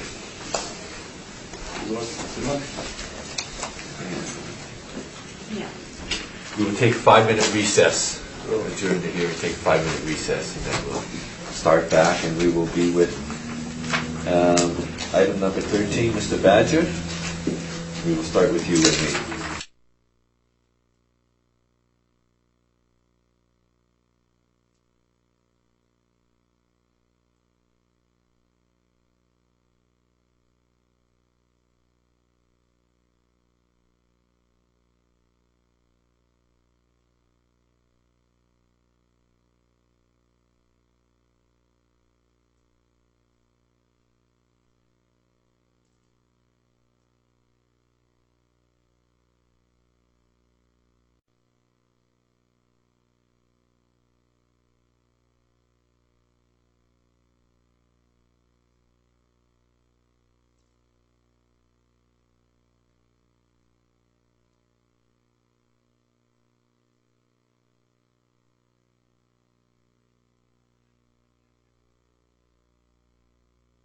Number is that? The last one, number 17. That was the last one. We call the meeting back.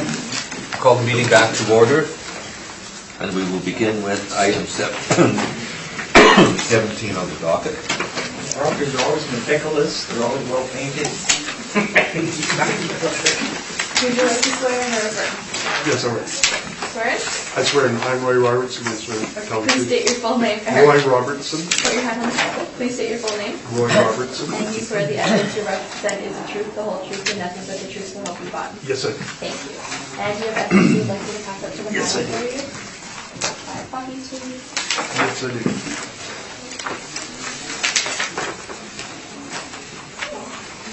Thank you. You're welcome. Thank you.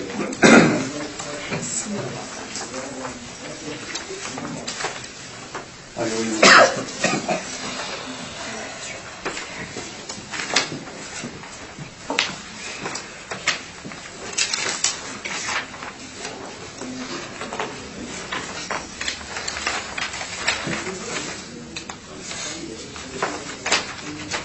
Whenever you're ready, Mr. Bedorf. So subject property will be parcel ID 1202 2619000 796 Dorchester Avenue in Macmillan neighborhood, 2.5-story multi-family conversion. 1911 year build, 1946 effective age, 2,278 square feet, full basement and the basement finish, 3 full bathrooms, 1 shower, 1 fireplace, 4,212 square feet.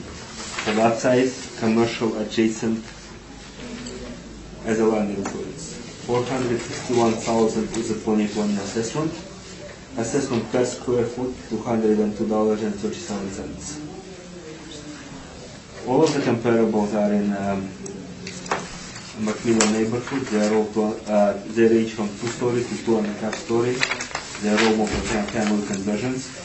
Year build ranges from 1905 to 1910.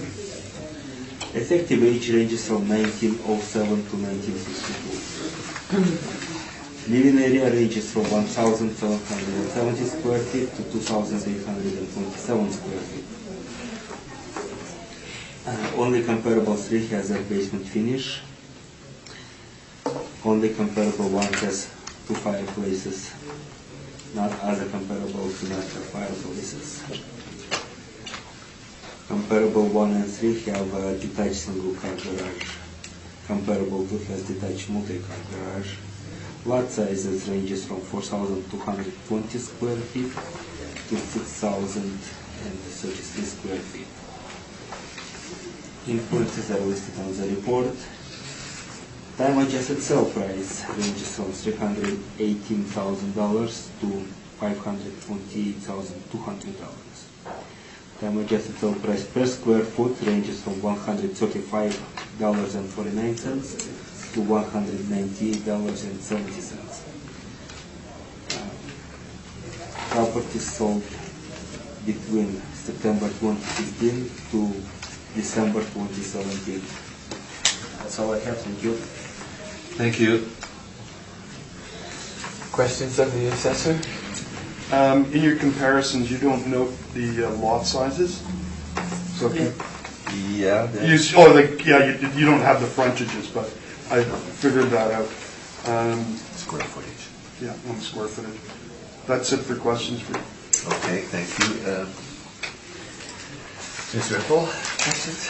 Yes, I'm wondering if you could tell me what the average price increase on the properties in this area would be from 2018 to 2020? 5.82%.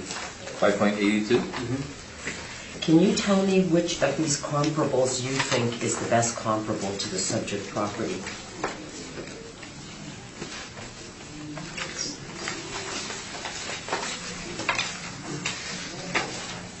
If there is such a thing in your mind.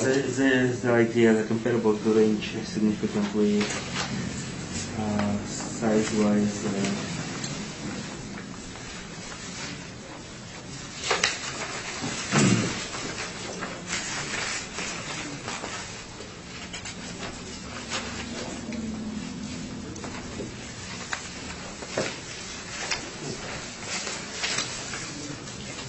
If there isn't one in your mind, then Let's see.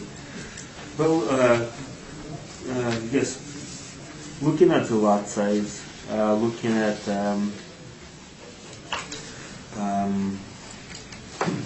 year build effective it's slightly bigger, but comparable number 4 probably would be the better one. would you happen to have the assessed value for 2018?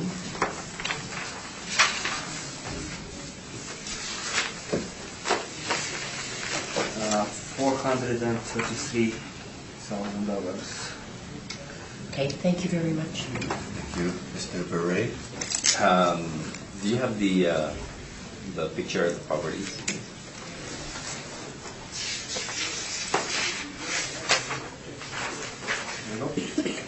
And obviously you have not visited this place. No, I cannot.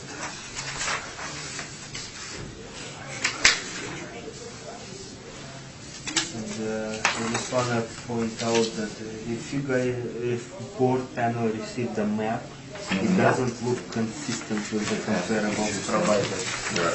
I just noticed it myself. Thank you. So please disregard the map as well, there is one property, the comparable number 4 is the same, the comparable 3 is the same. Comparable 1 is the only one that is different coverage around the map. It's a little bigger, right? No, it's just a different building altogether. The comparable 1 on the report is 747 million, and comparable 1 on the map is 834 Yeah. million, so That's not the right that's not the one. So, Okay. but those other ones in the 62 buildings, that's correct, 587 million, correct, and 180 master is correct. Okay. Please note the comparable 1 is not condition with the map. Okay. Thank you, Mr. Chair. Thank you. I have no questions. We'll hear from you. I don't have any name. Roy Robertson. Mr. Robinson.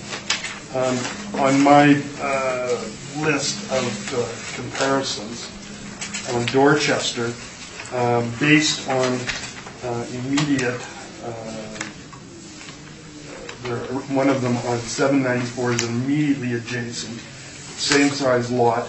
Its assessed value is $356. If you go to number 790 Dorchester, which is again on the same side of the street, more down, its assessed value is $315,000. If you go to 782 Dorchester, which has a 50-foot lot, same square footages, these are all within 100 square feet, assessed value at $345,000. We don't really base it on other The assessed value, assessments. but you can't base it on, in the sale price.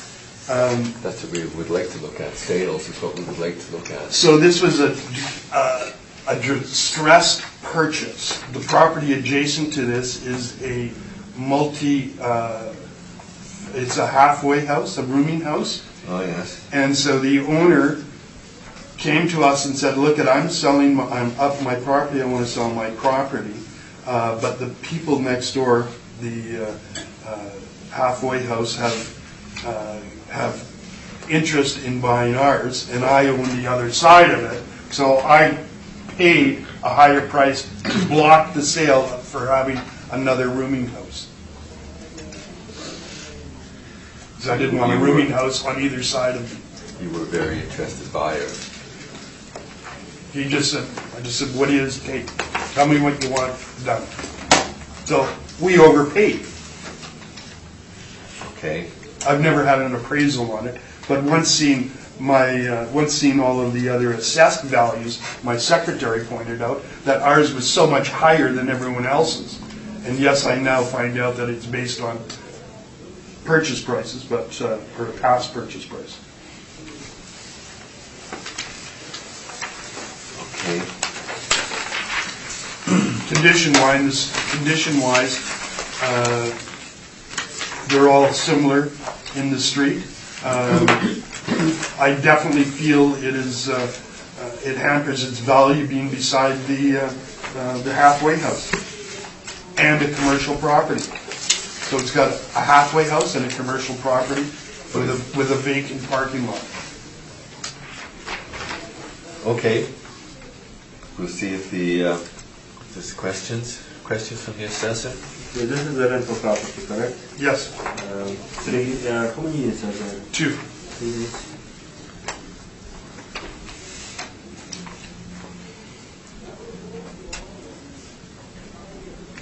Have you done any since you bought it in 2014?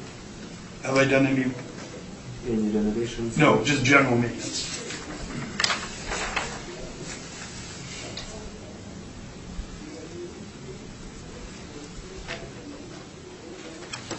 What condition was it when you bought it? Average to the area.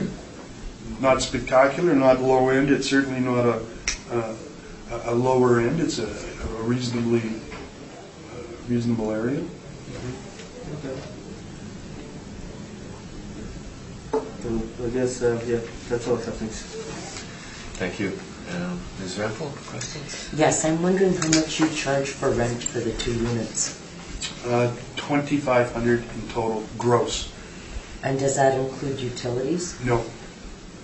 Yeah. Oh, yes, it does. But I said gross, $2,500 Oh, okay. gross. So we in turn pay heat, light, water, and taxes and insurance.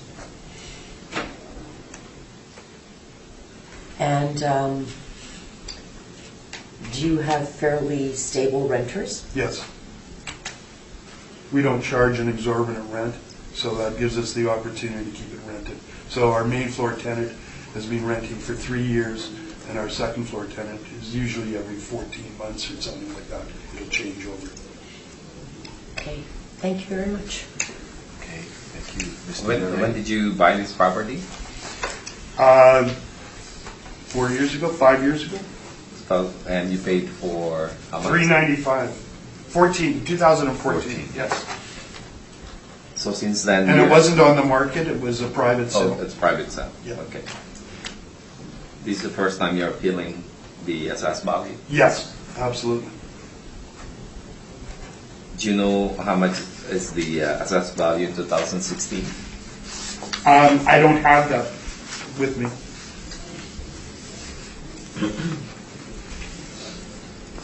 Okay, no further questions. Thank you. Thank you.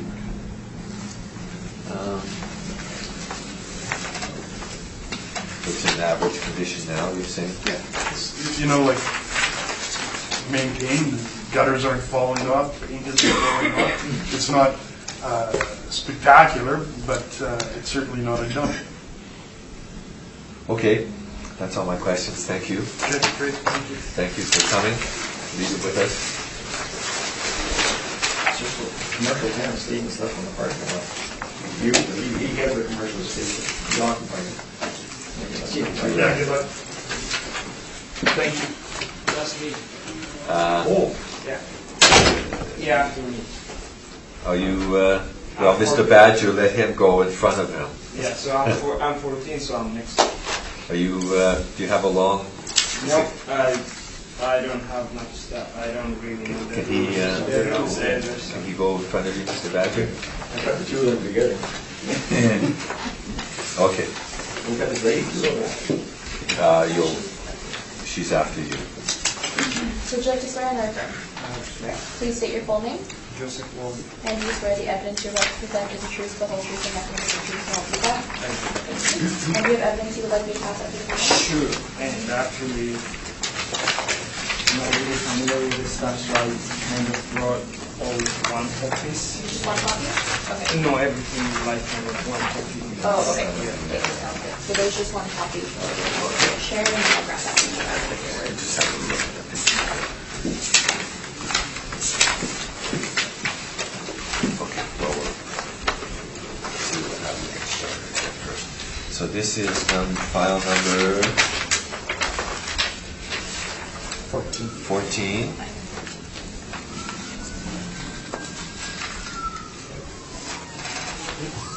Address is 207 Maryland Avenue. Okay. Whenever you're ready, Mr. Assessor. Subject property, parcel ID 120904088, start over. Parcel ID 12090408000, 207 Maryland Street in West Broadway neighborhood is a 2.5-story multi-family conversion, 1904 year build, 1930 effective age, 2,064 square feet of living area, 4-part area for basement and the basement finish. 1 full bathroom, 3 half bathrooms and 1 shower, central air conditioner, and a detached multi-car garage. 4,028 square feet of assessed lot size, land influences bus road, commercial adjacent, heavy traffic. 2020 assessment roll, $229,000. Assessment per square foot, $110.95.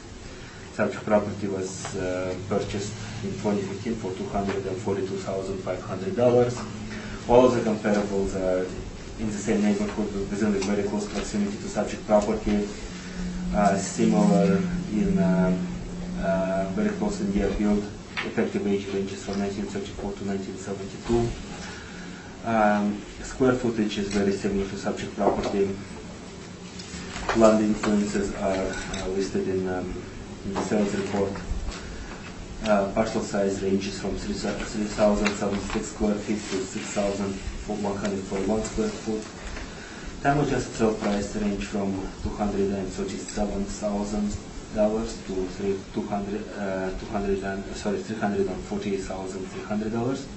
Time adjusted sale price per square foot range from $123.51 to $162.28.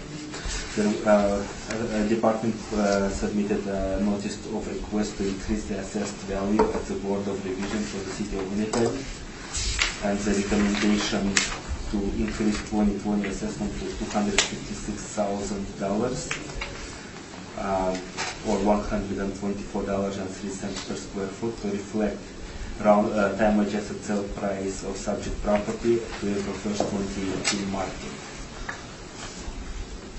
That's all I have. Thank you very much. Thank you. So you're seeking an increase in the assessed value? Yes. Have you, has everybody been duly notified of that? Yes. I don't see any. Has you Pellet been? Here's my file. One second. Okay. Sticker it is. Done at the right time. Yeah, so that's that, and then it was dated for, Very good, thank you. Okay, do you have any questions of the assessor? Yeah.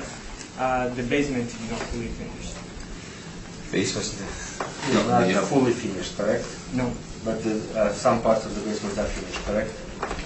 Yeah, in 2000, if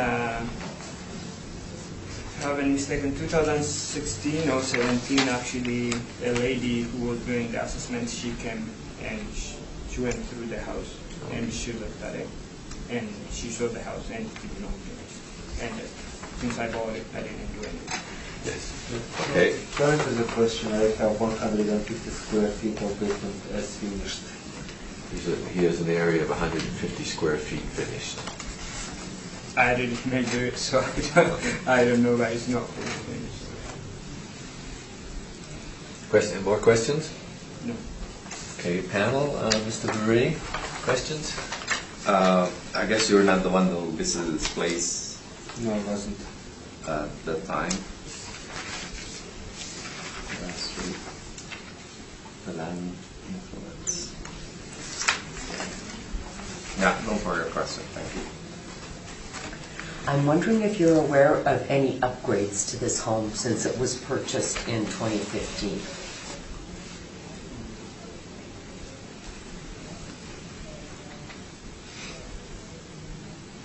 I'm not aware of any upgrades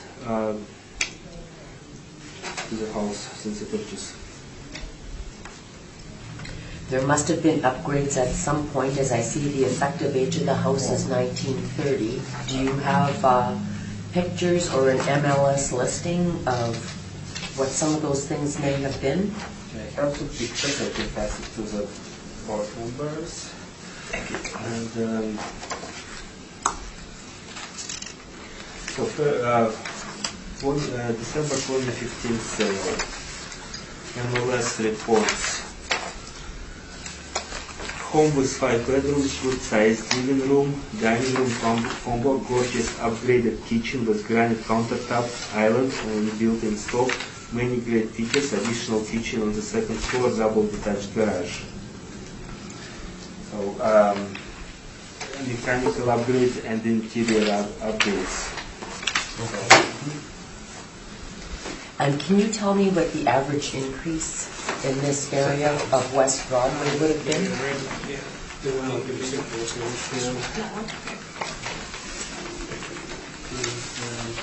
It's 3.55% from 2018 to 2020 assessment, so from 2016 market to 2018 market, 3.55%. Okay, then. Yeah. Thank you. That's all my questions. So, I believe you said you have not inspected this property? It was inspected in 2016 by an appraiser. I personally have not inspected the property.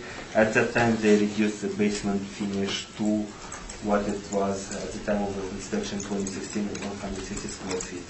So on what are you basing the increase that you're asking for? Increase is based on sale of subject property in 2015, time adjusted, as well as comparable sales. Comparable number 4 on my report is the subject property itself. Comparable 1, 2, and 3 are the subject comparable sales in the neighborhood, and you can see on the map they're very close to subject property. 207 Maryland is adjacent. Sorry, 205 Maryland is adjacent to the subject property, and sales of those properties support the higher assessed value. Thank you, that's all my questions. If you would like to tell us about your property? My properties, I bought it, and when I bought it, I didn't know about real estate or anything, and I took somebody who in real estate field, and when I took that person with me to give me an idea because I have no experience. But the person who I took it was interested in the property, and I said, how much we? He said they was asking $49.99 or $59.99, $259.99 or $249.99, whatever they was asking. And I said, how much can we offer? He asked me, and I said, you know what? I don't know, but the house looks good from outside, and I don't know anything. So can you? I just say it. So he said, 242. I said, you're the one knows, but he kind of knew that I'm not gonna get it because I have part-time employment. So he wanted to take over. he wanted to buy the place for himself. Yes. So my coworker, not my coworker, my friend who has a store, he used to own that the Teddy store on the corner of that's all right. Balmoral and Sargent. He said, you know what, I can help you with the down payment and you can get the place. So that's how I get. But the place is actually, the main floor is not livable because of the cold. It is extremely cold. In the winter time you can't live in there. In the summertime they're saying the five bedroom, which they are calling the 5 bedroom, is like, you might have seen the picture I show you. It like it is boarded. That's they are calling it the 5 bedroom, and like under that there is nothing. So when it is when it is summertime, it is extremely hot. When it is winter time, you can't live in the main floor because of that cold blowing in. Okay. And the price, the price which I bought it for was, it wasn't worth it. If I knew what I know right now, I wouldn't buy it for that price. And like what they did with the renovation, what they did was like just they did the sidings, and actually I wanted to file to sue them, and I'm still on the process of it, and I can't find it. And legal aid, they said the court has to give us a permission to Go forward. go forward with it. Okay. Thank you. We'll see if there's any questions from the assessor. I don't have any questions. No questions? Mr. Beret, questions? You bought this in 2015 for 242,000. Yeah, technically in 2016, I took the possession in November 30th, in December, 1 month back to 2000. I just moved it in December 2015. So obviously, if you want to sell this house right now, how much you're going to put in the market? I don't You know. want to get your money back, obviously. Yeah. Yeah. Is this the first time you're appealing to the city? No, it's my second time. The second time? Yeah. When did you appeal the first in time? 2017, I believe. 2017 or 16? I'm not quite sure. For the last cycle. Yeah. And what was the result of your appeal?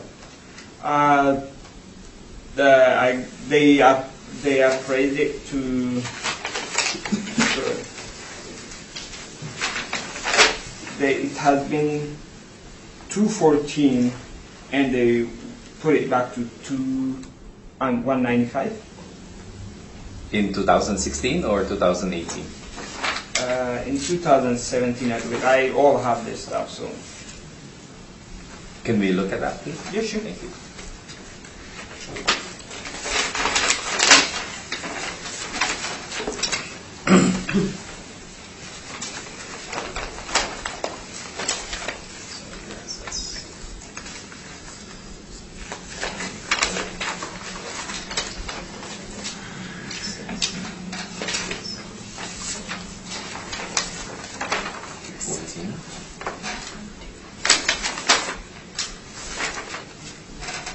And right now, they're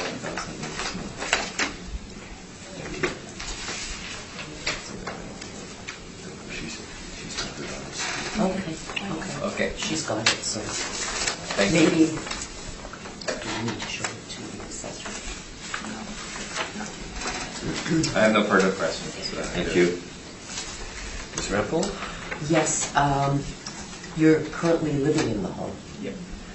Can you tell me when the pictures that you supplied to us were taken? Just before the snow. Just before the hearing? Before the snow. before- Like just in November. Yeah.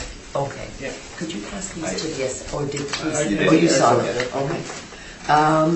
It looks like you've got foundation problems in your home. Is that what these pictures are? That's is like the back room, which they are calling it 5-bedroom. Yeah. And the heat just blows in, and when the cold blows in, and when it is winter, when it is summer. Yeah. Is this a hole in the foundation? It's like, I can show you in one picture. It's actually This one here? sorry. Yeah, you can look at it from here. You see it right here. Mhm. This is like, it is a board standing right here. Like, this is like they're putting the siding, Okay. and this is like inside. You can see there is nothing in it. Okay. And that's why I say, if I knew what I know right now, I wouldn't buy it. Right. And yeah. Have you had any appraisals done in terms of how much it would cost to repair that?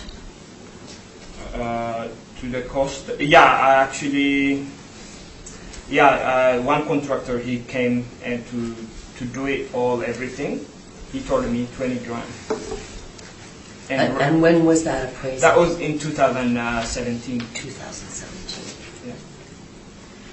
Okay, I think that's all my questions. Thank you. Thank you. Well, my questions have been asked already, so I have no more questions.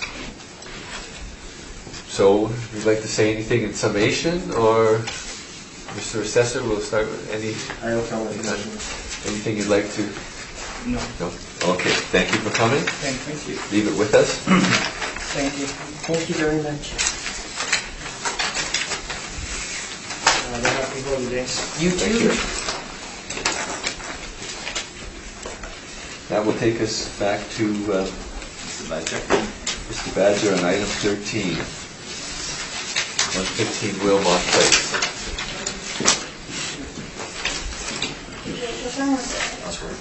Please state your full name. Jeff Badger. And you swear the evidence you're about to present is the truth, the whole truth, and nothing but the truth, so help you God? I do. Thank you. And do you have evidence you would like me to back up for you? Yes.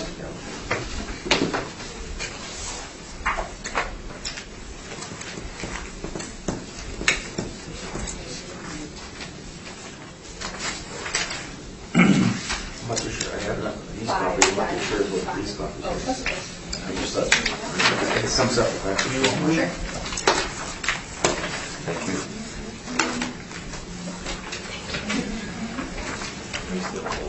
Yes, I'm here.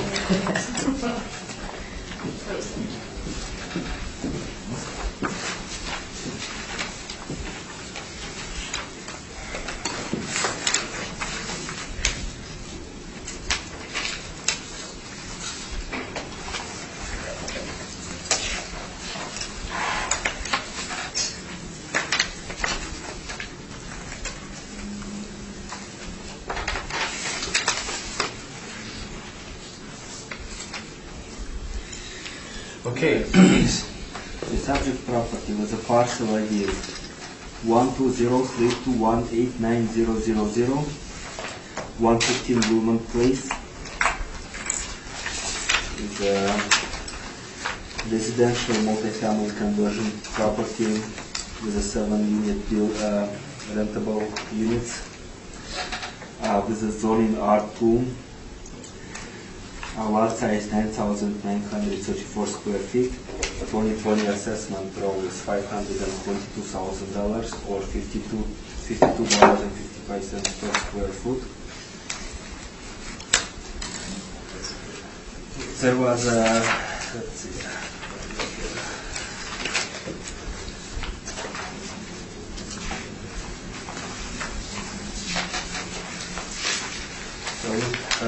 The assessment department submitted a notice of request to increase the assessed value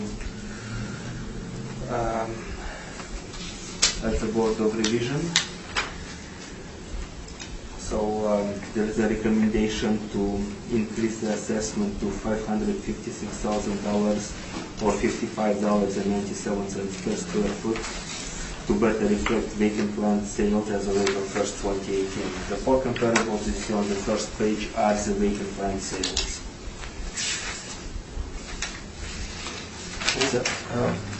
Are you going by this thing here?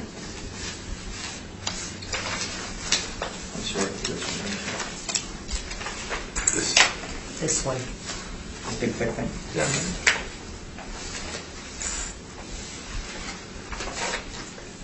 Okay, so there are vacant land sales in the neighborhood. As you can see, they're way smaller than subject property per square foot. The largest one is 7,219 square feet. The smallest is 4,090 square feet. The prime adjusted sale price for them ranges from $260,000 to $449,000. Price per square foot, the lowest is $57.20 time adjusted, and the largest is $78.86 per square foot time adjusted. Those are vacant land sales in the area. So the recommendation is at $55.97 per square foot.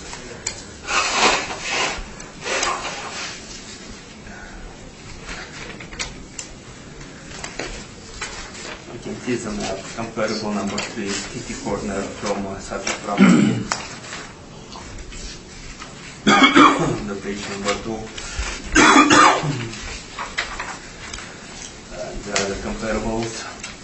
Page number 3 provides a picture of subject property aerial view. It is my understanding that it's that smaller lot right to the south of subject property also owned by the same property owner. Sorry for That's okay. next page again provides aerial view in a larger scale and also shows the zoning map by color. So the brown zoning is a multi-family zoning, and the orange type of zoning is R2 zoning. So next page is comparable number 1, 761 Macmillan. Application for variance order was not approved on December 2015. So there was an application for variance to change the use of the property, the comparable one, and this was not approved. So it stayed as R2 zoning, and property sold after that for $275,000. So I want the board to make note of it that it was sold as R2 without any granted variance at $57.20 per square foot. It's a smaller property. Copy of the order is attached on the following pages. I'm not going to go through it. So then we go to the page where for comparable number 2625 Macmillan. So application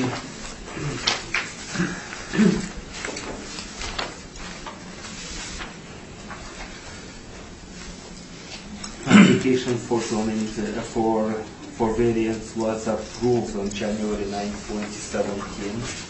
And again, if we look at the date when it was sold, it was comparable number 2 sold on October 27 of 2016. So again, the sale was as R2 zoning, and the variance was granted after the sale. So we're going, I'm going to flip 2 pages here. I'm not going to go through the actual order, but it is attached for the board to review. Comparable number 3, 93 now. So again, application for variance order was approved on December 19, 2016. And comparable number 3 sold in April of 2016. So the sale took place prior to approval of the variance. So sale took place as R2 zoning. Following page is actual order, comparable number 4. I have it put on my page, I'm not sure. Again, application for variance order was approved on May 15, 2015 for the construction of 7-unit multi-family dwelling. And subject property sold in March of 2015, again prior to the approval of the variance. So that's evidence regarding the highest and best use of subject property as vacant is supported by comparable sales, and the increase therefore is supported based on vacant land sales in the area. Following page is a comparable sales report of multi-family conversion buildings in the area. So it gives basic information. All of them are in the given neighborhood. It gives basic information. What type of building it is, year build and living area. Subject property is the largest of the comparables there at 4,569 square feet. Largest lot size, and they get sales of smaller buildings on smaller property on smaller lots at 500 at over $500,000 sales. Both family members can take a look at it. So map is provided on the next page.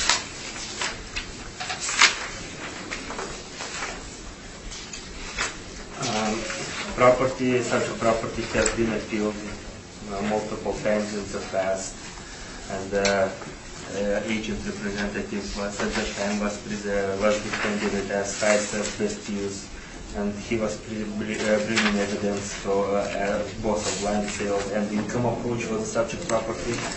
And so next page is income approach valuation of the subject property.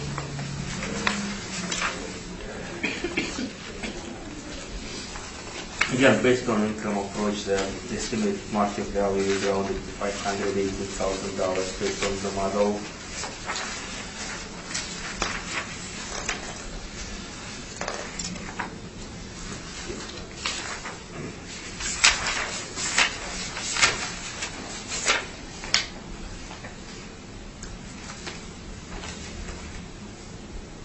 We've been in contact with Mr. Badger, and he emailed some information regarding current trend of the subject property, so it will be after this page of email that I'm at right now.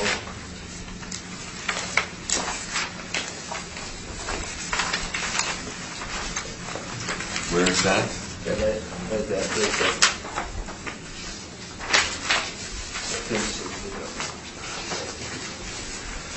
So if you flip the page, this is the email that was forwarded to me. Property owner Jeff Badger emailed it to my coworker Olena Kosterova. So with that, next following page to that is the actual income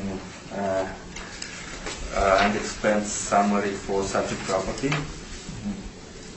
The only correction that I have made in the following page, it's a 7-unit. Mr. Badger represented it there as a 3 one-bedroom units. It's actually 4 one-bedroom units. So next page makes a correction and recalculates it based on the corrected number of units. And provides a capitalized value of $486,000 rounded. So that's there is more evidence, but in a nutshell, that's my presentation, and I would like the board to review it based on the comparable highest and best use of such property as vacant, and review proposed increase to 2020 assessment to $556,000 based on vacant land sales in the area. That's all I have. Thank you very much. Thank you. Was Mr. Badger informed of the increase? Did we have that? That was talked. Yes. Okay. Thank you. Questions, Mr. Badger? Do you have questions of the assessor? Yes. Okay. On page 1, the very first page, classification is residential 2. Your Classification 20, residential 2. Is that correct? Which page are you at? This one here, the border revision summary. Yes. Yes. Okay, right in the middle there, it talks about classification. Residential 2. Is that correct? Residential 2, or is it? I'm trying to find the page. Just give me a second. Right there. Right where you are. When you can. Yeah. Okay, right here, right? Okay, let me just see. Okay, so classification code 20, which is a residential 2. Correct. Yeah, but if it's an apartment building, it is a. Do you agree it's an apartment building? Huh? Do you agree that it's an apartment building? Yeah, yes, it is a 7-unit building. It is an Okay, apartment. if it is more than 2 units, then the classification would be different, wouldn't it? It'd be apartment code? Assessment More than purposes? 4 units. More than 4 units. Pardon? Yeah, more than 4, okay. So they really say it should be apartment, right? It is. Which is a classification code 20 is an apartment building. That covers apartments? If it's under, usually if it's under 4, 5, under 5 units, it's 10. I thought it was under more than 4, but anyway, it's 7. But my understanding, the assessment department, when they plug it into the model, they would say that's an apartment building. And it would spit out a different number. I guess if this was deemed to be an apartment building, the assessment department's approach would be different. It would be assessed as an income approach, right? Correct. Okay. I'm not too sure if this is the classification here that would change. It would say APT, and it would revert back to the income approach. No, it is a multi-family conversion, so yeah.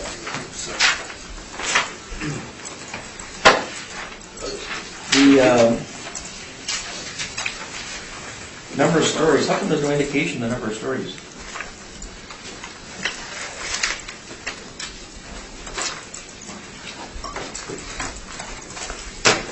This is a report that doesn't cover 100% of information. We just place it overall information in general format. So that is. Then it's got the actual years built 1905 and the effective year built 1905. Then we can all agree that nothing's really been done to the property then.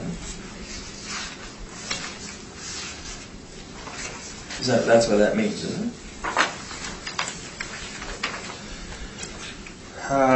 If the effective age is 1905, it is, if there is no change to effective age, it is deemed as So that infer that's in there is no evidence to improper.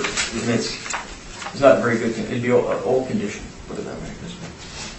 No improvement, no newer improvements. Your assessor, when she walked through, if she didn't have a chance to review it, how did she say the condition of the property was? Well, the condition of the property is, if I remember correct, the condition of the property was in probably like with very little improvement, but so yes, it's not an improved property.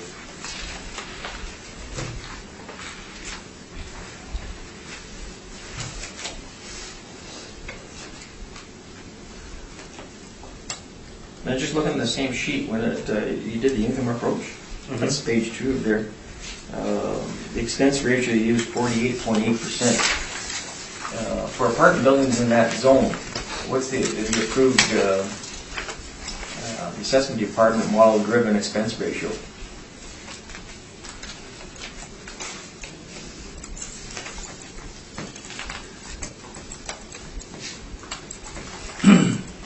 So you do not agree with that value?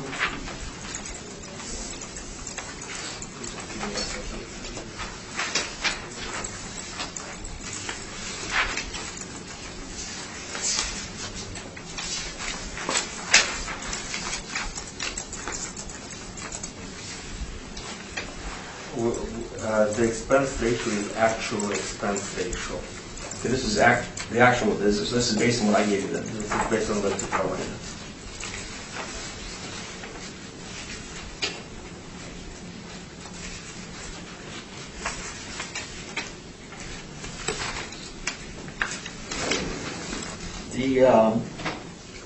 Maybe it's unfair of me to ask you this question, but the number that spat out was $74,000 a suite, a residential suite, apartment suite. That's what the assessed value was at the end. How does that rate with other apartment buildings in the neighborhood? No, it's this number is a basic calculation of dividing $518,000 by 7. Yeah, but I guess what I'm saying, as an assessor, how does it compare to other apartment buildings? I don't have that information. I don't have that information.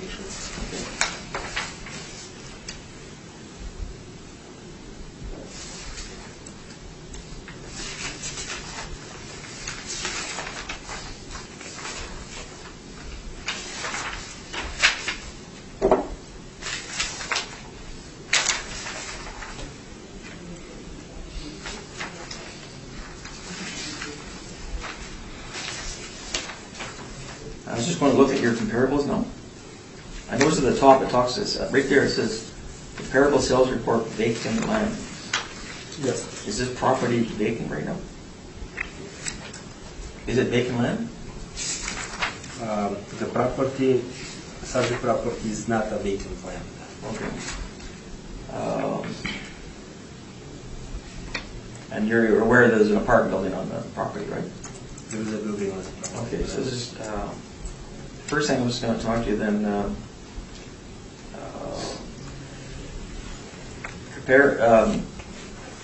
comparable one, how does that property sit within the block? Is it a corner lot or is it mid block? A mid block. Okay, comparable two, is that corner or is it mid block? Can you look at the double check? There's a map attached. I know what the answer is. Okay, and then comparable three, is that a corner or mid block? It's a corner. Okay, and then comparable four, is it mid block or corner? It's a corner. Okay. The subject property is Subject property is, mid block? it is a mid block. Okay. The comp number, the comp 3 and comp 4, would you say those are on collector streets versus residential streets? I would say so, yeah. Okay.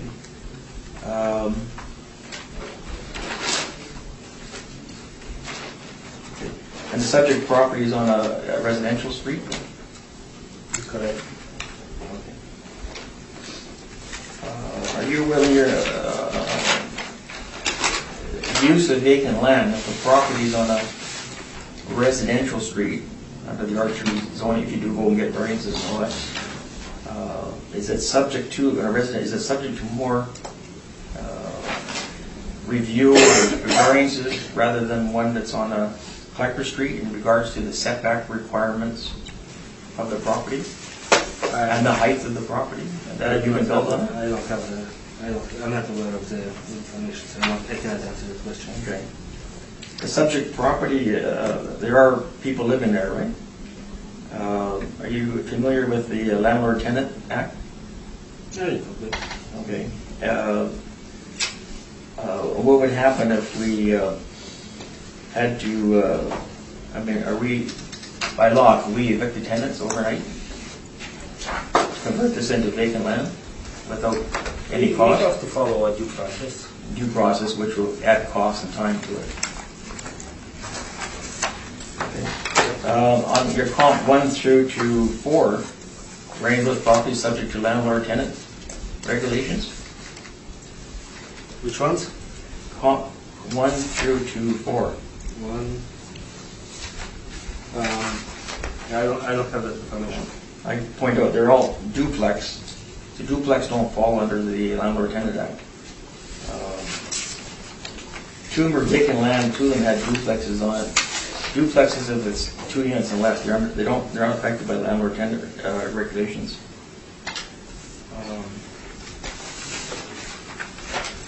I guess I had. I just want to review with you very quickly your comp 1.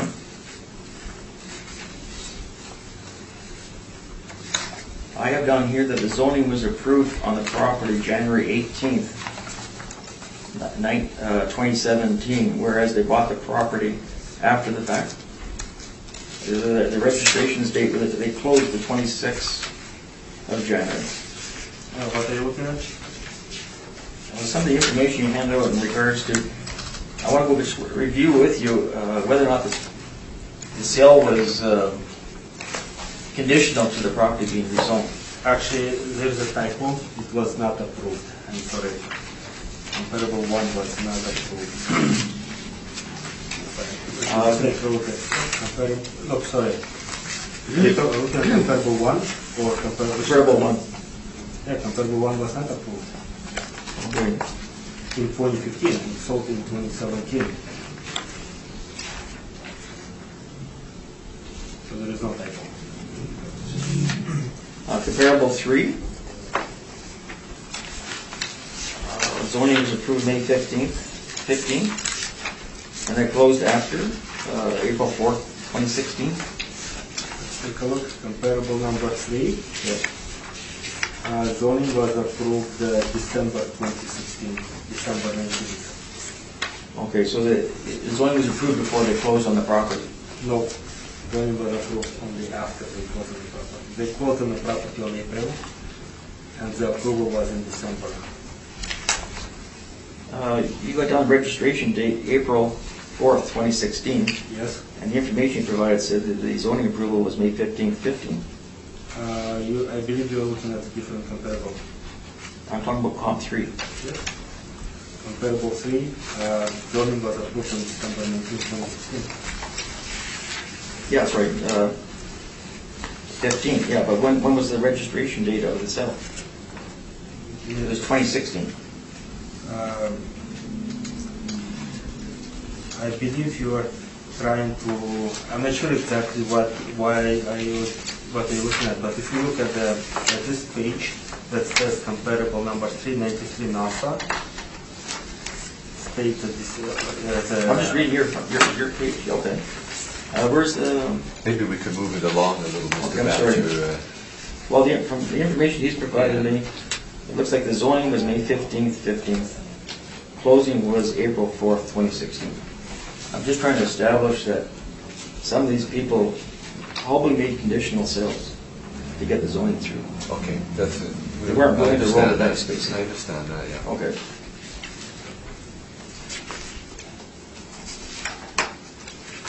Could you tell me how you came up with the, you got all your comps, you got the values per square foot, the range you talked about, but yet you used $52.55 a square foot. Can you tell me exactly how you came up with that? Like what attributes or timing or how did that number, was it just spat out or? No, it's based on the 4 comparable sales. You can see that properties have sold in the range of $57.20 per square foot to $78.86 per square foot. Looking at economies of scale and given that your subject property is a bit larger, we have to use a smaller price per square foot. Okay, so the adjustment is based on larger land mass, so Yes, lower land lower price per square price per square foot, okay. So that's the only attribute then?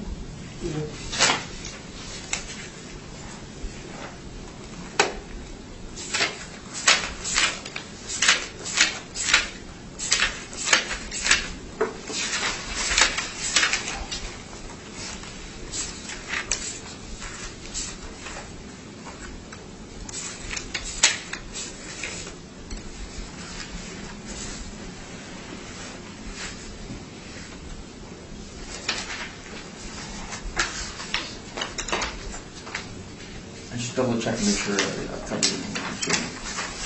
This is, I got dumped all this when I came in, right?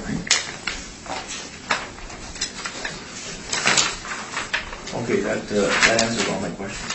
Thank you. We'll see if the panel members have questions. Mr. Bure? Questions?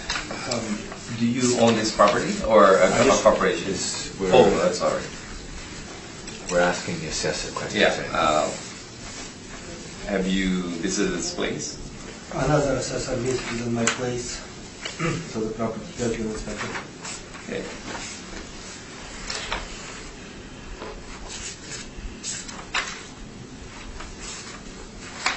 And you were assessing the property for an increase based on the information that you have. Correct. Do you know the increase of the property here? Is it still the same at 5.82? That neighborhood is 5.82, yes. Okay, thank you. No further question. Thank you. Ms. Rempel? No, I have no questions at this time, thank you. So you've used some vacant land sales for value. One approach to value, you've used the some comparative market sales of similar type improved properties. And you've also used, I see, an income approach too. Yes. Which, are you relying on one more, or is it a compilation of everything?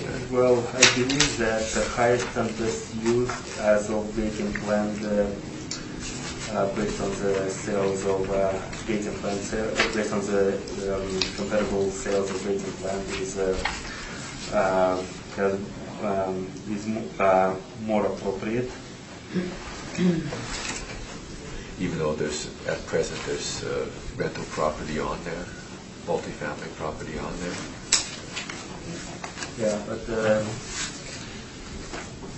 still highest and best use within the neighborhood. It's a very desirable area, right? So highest and best use, current use is not the highest and best use of the subject property. Basically, it's as the vacant is the highest and best use. That's why land value is land value is probably more reliable way to value this property. Very good. Thank you. That's all my questions. Mr. Badger, if you would like to take us through your information, please. Okay. Maybe I should just, this gentleman knows me, but you two don't know who I am. I haven't been in front of you guys before. Just quickly, I'll give you a background. I've been in the real estate business for 35 years. I'm a real estate broker. I operate my own brokerage company. I've got, postgraduate degrees in finance and marketing. I bought and sold real estate. I've also, in the last 25 years, I've been a real estate developer as well as a consultant to numerous both public agencies and private individuals in the inner city area. So I'm very familiar with the marketplace. I've been working on this particular file for the last 6 years with the gentleman who owns it, and he's asked me to appeal the taxes. I'm not a full-time tax consultant, but I'm more of a real estate consultant. I believe I have, it gives me a broader sense of knowledge to look at these properties and what you're really, what you can and can't do it. In this specific area, I've actually bought and built for myself, I want to count 4 properties in this area, one of which is right across the street from Wilmot. So I'm very familiar with the area, but the other ones on Dorchester, Roslyn Road. So I'm very familiar with the area, what you can pay, what you can't pay, what some of the zoning criteria are. So I just want to give you that background. Very good. Okay, I'll just turn quickly to page 3. Which of my brief. Yeah. Okay. I just want to point out the history of the property. Zoning. Okay, this is zoned as residential 2-family. There's been an ongoing issue with the city of Winnipeg. The company and also the principals of this company have been taking a bylaw court over. The city has tried to, first of all, say they're operating a rooming house without a license. They keep saying, well, we're not a rooming house, we're an apartment building. Okay, then they came after them, both Berkeley and principally, and said, you guys converted this into an apartment building illegally. You didn't apply for the proper stuff.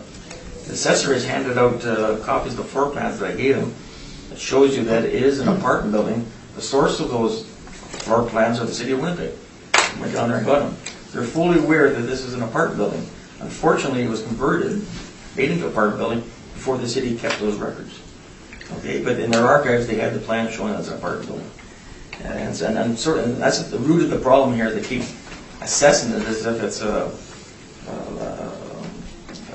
duplex or one of these R2 homes that they're talking about, and always comes up with a higher assessment. I do get a little bit frustrated because this is what the 4th floor around on it. Their model keeps spitting out a high rate, and we have to go and appeal. So in 2014, the model spat out 443. The municipal board reduced it down to 318,000. And the municipal board, that was on the basis that you should look at the income approach because it's an apartment building. You don't take that into consideration. In 2016, they came, the model spat out 490,000, which is a 53% increase over the municipal board's final determination of value in 2014. That got reduced down by the board revision. We got it reduced down to $350,000, again, based on the income approach. In 2018, the model spat out $500,000, which is a 42% increase. By agreement, the assessment department came back to us and said, would you set 360? We realized there's a problem with the so-called model. And so by agreement, we signed off at 360,000. Now we're facing 560,000, which is a 55% increase. My recommendation right now, I'm going to go through my stuff here, is about 405. I believe it has enjoyed some growth, notwithstanding the general market's only gone up 5.5%. That's what I heard. I'm suggesting a 12% increase because on the income approach, rents have been going up. You work it through on the model there, showing you that on an income basis, there's been more growth in income value over straight comparative values here. So I'm willing to accept my recommendation is a 12.5% increase. Page 4, I just want to, it's a 7-unit apartment building. It was built in 1905. Nothing's really been done to it unless they were forced to do it. There's been a boiler improvement. There's been a new roof about 5 years ago. The electrical distribution, the panel has been repaired because they were forced to upgrade it.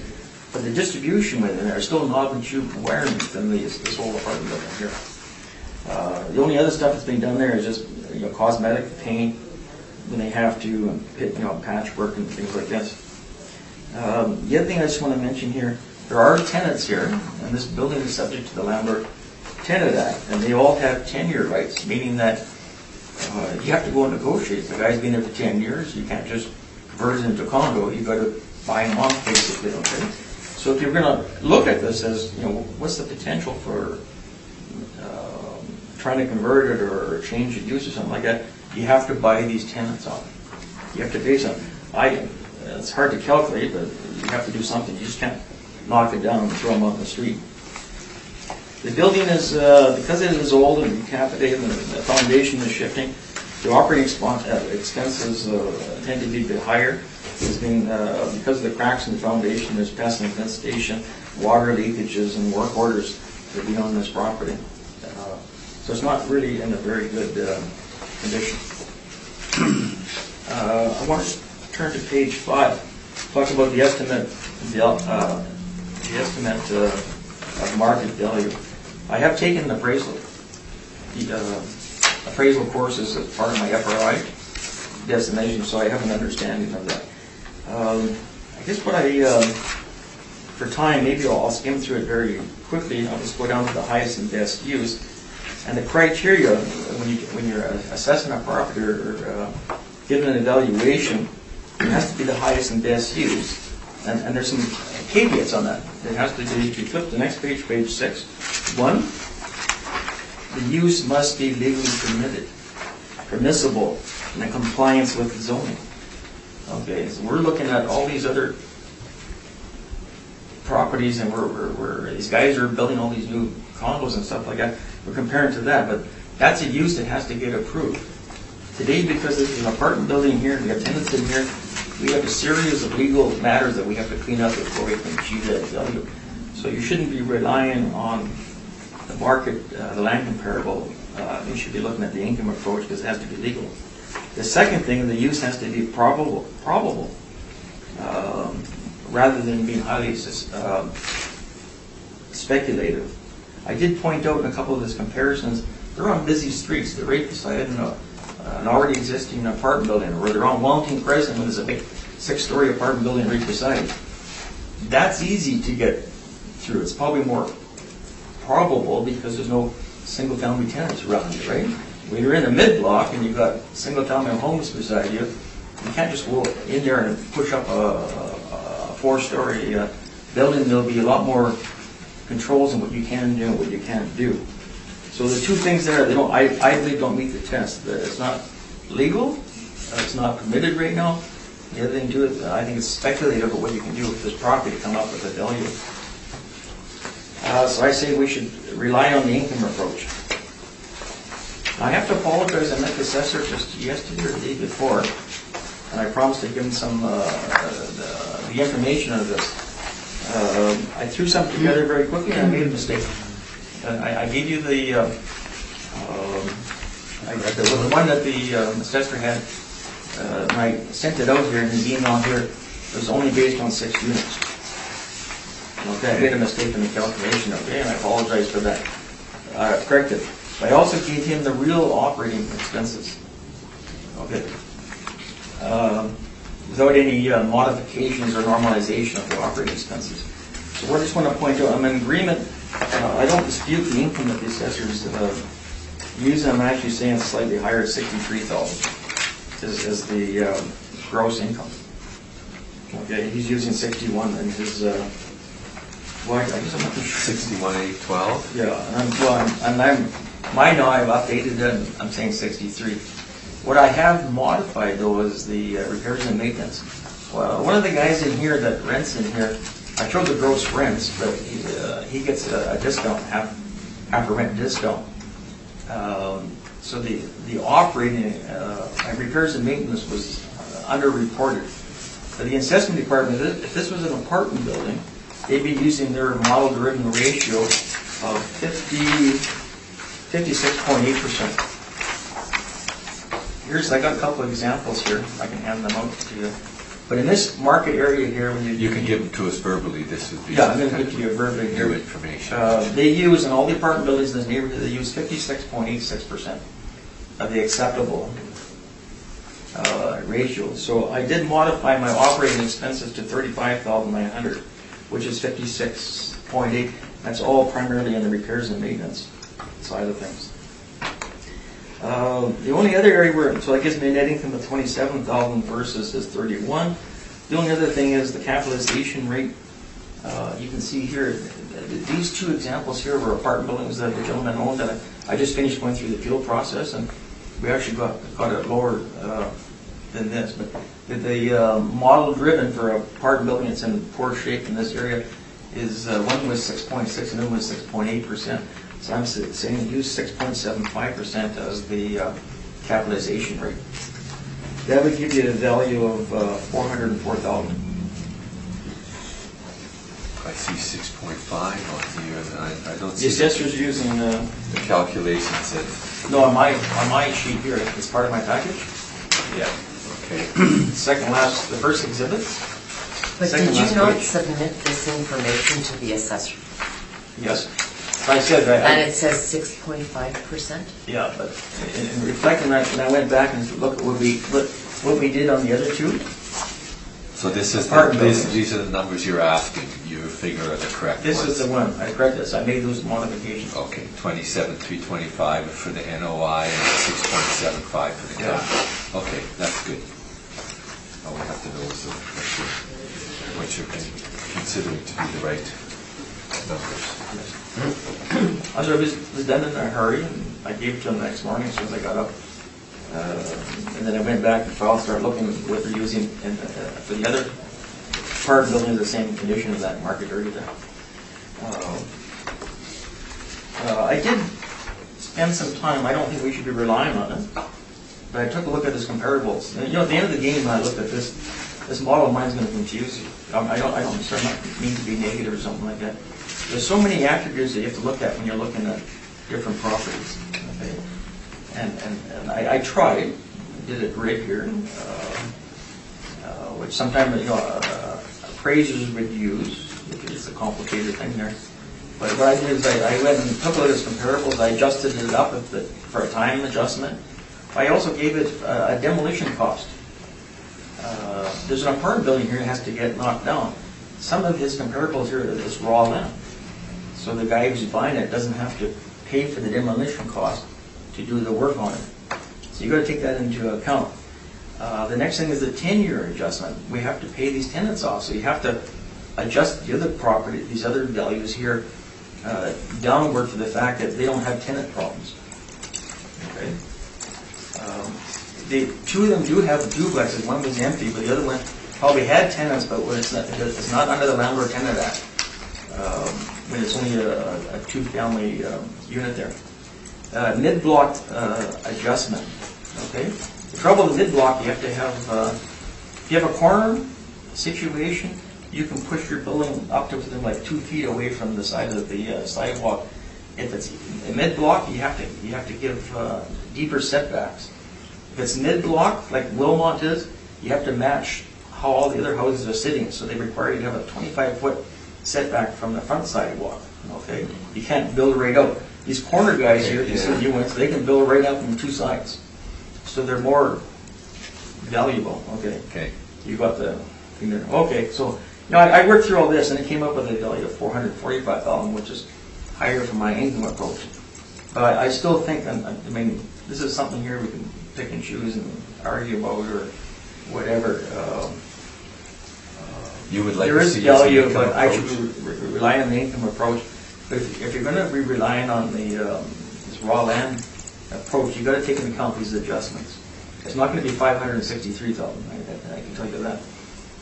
And I'm suggesting if we make approaches and then put this together, it'd be a lot lower. Okay. So in summation, I'm asking you to reduce it to $405,000, which is a 12% increase over last year, which I think is very fair. Very good. We'll see if there's questions for you. From the assessor? You mentioned the tenure. Could you please, would you be able to explain exactly whether tenure applies to the termination by landlord for owner occupancy, demolition, renovation, or is it just for conversion to condominium of the existing building? You're obligated to keep operating the apartment building until you can show, until you can show it's falling down or it's going blitz. The only way you can, without incurring a cost, you'll have to operate the apartment, and you're obligated on the landlord tenant to keep maintaining it. Otherwise, they'll get work orders, and the city inspectors will come out. So they force you to keep it going. But for some reason, if there's a fire, you don't have to rebuild. You can just go and sell the land off. I mean, that's a forced situation. You wouldn't have to compensate the tenants. So it all depends on the circumstances. And this gentleman, I can assure you, he gets 3 or 4 work orders in this building every year. We've got other apartment buildings. He just told me we got one on Osborne Street right now. He's had, he told me his property tax bills sometimes. Okay. His fines have been heavier than his property taxes. That's the way he chooses to run his property. That's unfortunate. Yes, yeah. we don't need to. But what I'm saying is, you're obligated to keep operating it unless something by nature, fire, or the roof falls in, that's not your fault. And then you can get rid of the tenants without costing any money. But if you want to go ahead and do it, then you have to sit down and negotiate with them. I'd like to introduce more evidence to the panel. I have 5 copies from Residential Tenancies Act that contradict what Mr. Badger is saying. Okay. But he can't really... He can introduce it in his rebuttal. This is actually rebuttal evidence, but I don't think we need to go too far into the act. This is... It's highlighted, there's a couple of pages. Where we are here. It says that termination by landlord for owner occupancy, demolition or renovation, it says a 5 months notice, nothing of tenure. Tenure on the other hand is specifically for conversion of the existing building into a condominium. That's when the tenure applies. If a property owner chooses to demolish the building or significantly renovate or owner occupied, that's a different situation. I believe Mr. Badger was providing a lot of information. A lot of information was changing as capitalization rate expenses just to drive the overall income approach value. This is questions for Mr. Badger right now. So why is there a reason why you are manipulating information such as capitalization rate and expenses in order to arrive at a certain capitalized value? Why you changed the... can I respond to this one first? I don't think we need to go into this all that much. We're not arguing about how much the tenure is, how much you have to pay for That's not part of. No, it's because I went back into my files to take a look at two other applications that we just processed in the last 2 weeks in terms of appropriate capitalization rates. And the other properties are similar situations, okay, in terms of the condition and everything like that. And I noticed there that I used 6.5% when I first sent it out to you in a real hurry. And then I had the time to study it, because I know we're going to be sitting here arguing about it. I went and looked at the two comparables here. This is the city. This is the city's computer-generated capitalization rate for these two other apartment buildings. Was 6.6, 6.8, so that's the reason why I increased it. Good. Basically because of the condition of the property.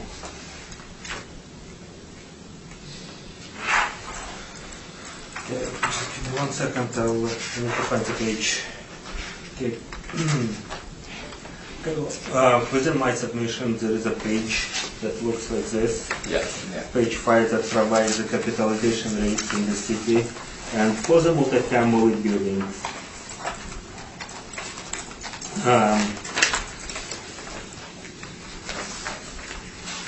the capitalization rate ranges anywhere from 4 to, typically the 6% is used, right? It ranges from 4 to, let's see, low-rise, multifamily, from 4 to 7.2, but typically 6 is used, and you use 6.5, right? So, It falls within the range.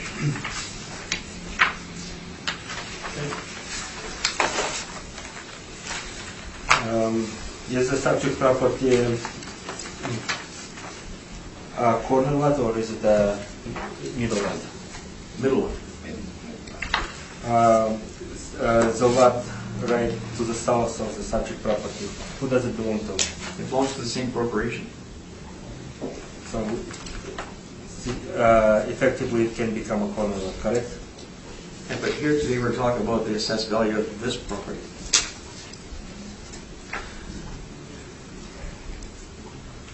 Okay. I don't have any other questions. Actually, just get back to the page here.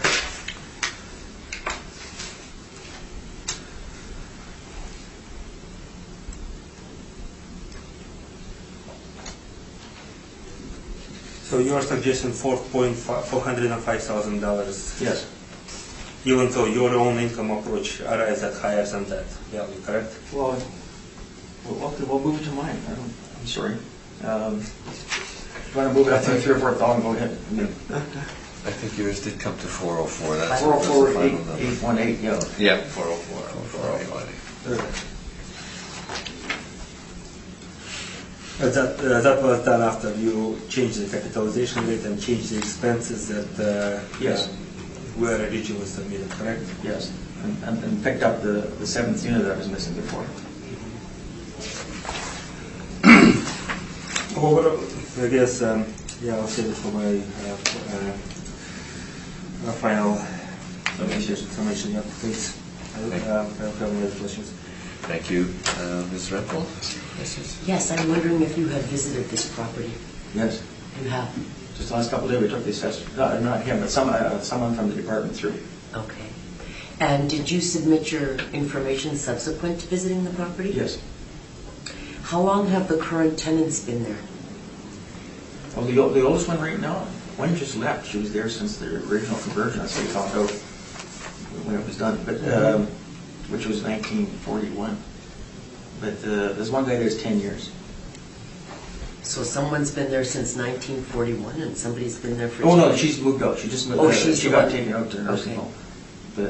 This other gentleman's been there for 10 years. The other tenants have only been there between 1 and 2 years.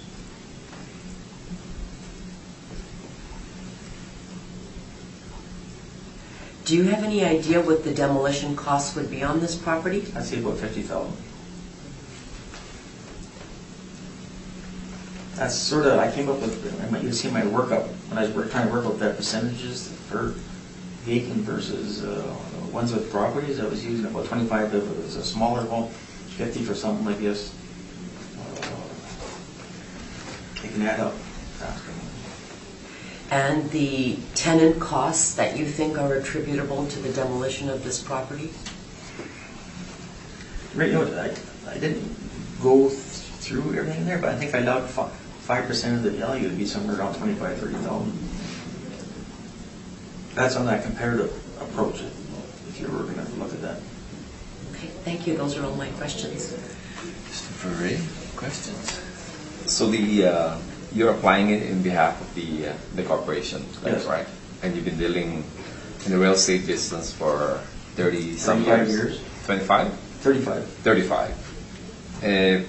If you were buying this place, how much are you willing to Well, I pay? might be willing, but I would be subject to, conditional to getting approval.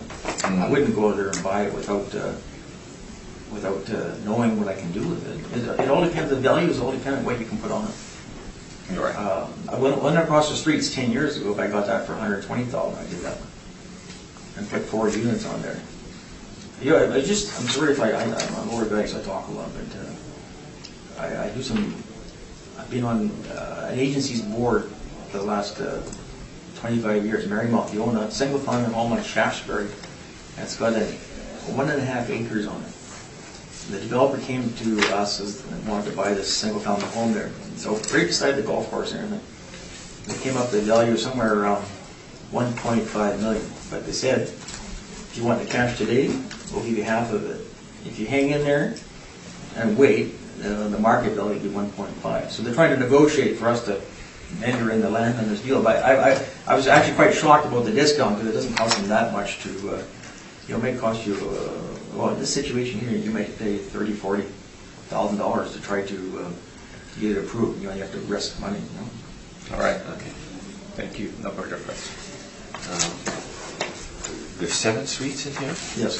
And are they all suites, like with the old bathrooms, the old kitchens? You know, and it's everything? really bad when I missed it because there's one in the basement. It really there isn't two exits.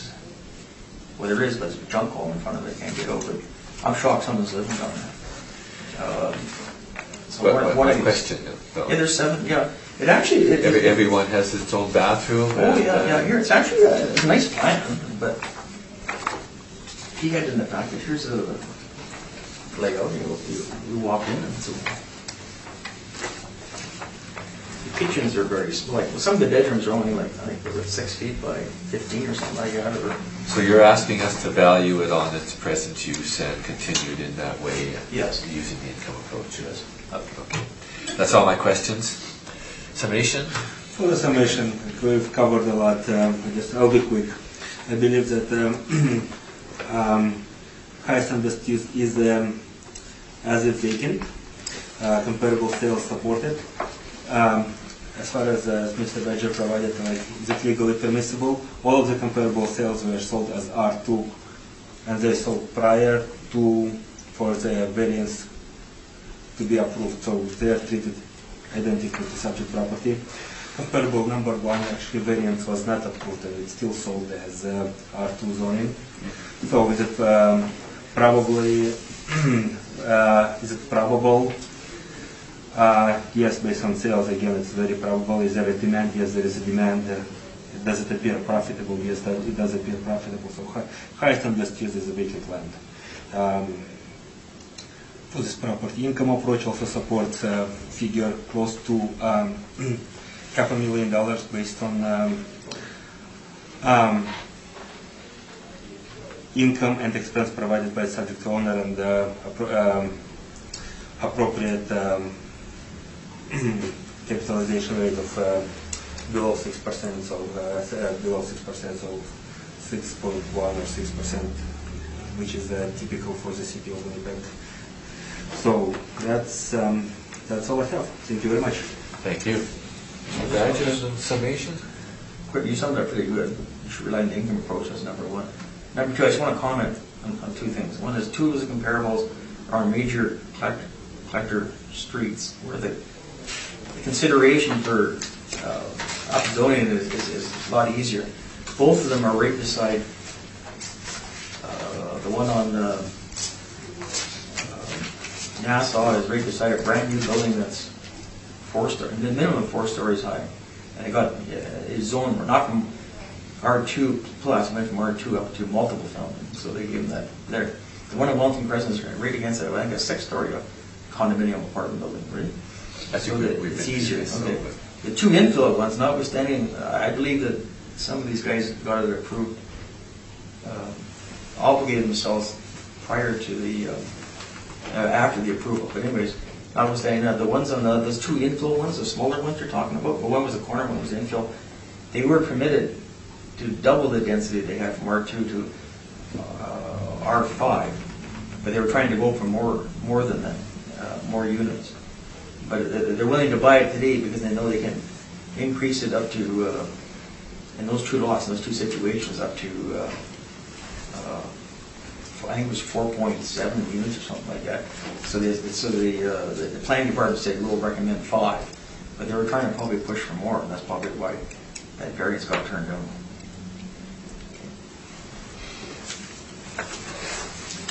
Good.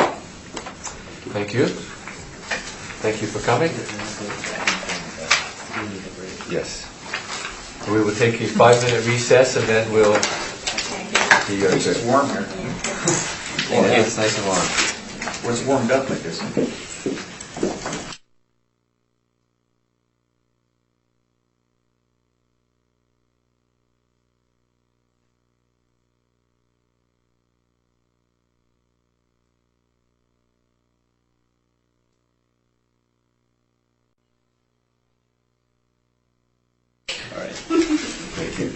Call the hearing back to order, and we will deal with item number 2. Item number 2. Oh, 2. Yeah. 301.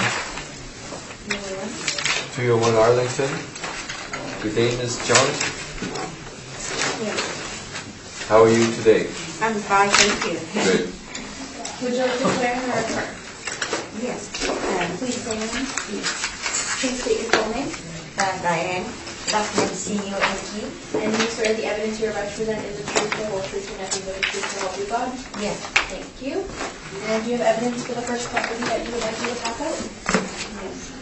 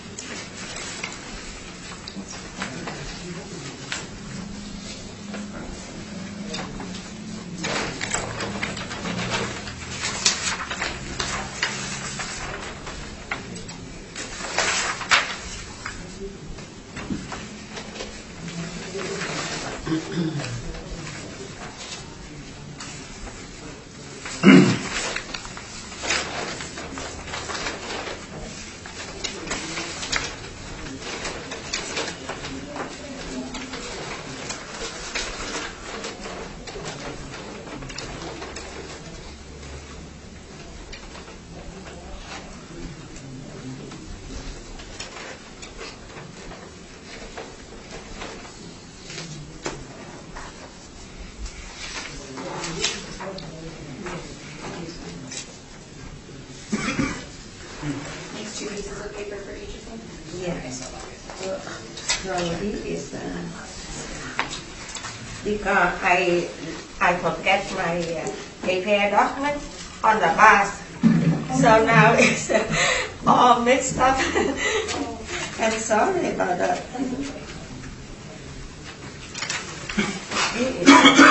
So I need 5 copies. Yeah. 4, 5. Thank you. I didn't, because I lost on the bus, so I don't have the picture of this property, because this property is cracked, the inside the building, all the wall cracked badly, send us outside. Therefore, the assessment of this property is only 40,000 for last year, for this year, 2019. Okay, we have a little system in place, so we're going to hear from the assessor first, and then you'll give us the information, your information. Okay. Right. Mr. Assessor, if you would, 317 Arlington, please. 317 or 301? 301. 301, Yeah, first one. 301, Arlington. number 2. I lost my number 2 I put mine right at the front of the... here. I got it here. Yes, please, 301 Arlington. Subject property parcel ID 130303100, 301 Arlington Street in St. Matthews neighborhood is a one-story single dwelling. 1938 year built, 10-year effective age, 500% square feet. Full basement, no basement finish, one full bathroom. 3,740 square feet for lot size. Land influences a bus road, commercial adjacent, internal corner and the medium traffic. 2020 assessment is $87,000. Assessment per square foot $163.53. Comparables are all in the same neighborhood. One-story houses. Size ranges from 630 square feet to 834 square feet.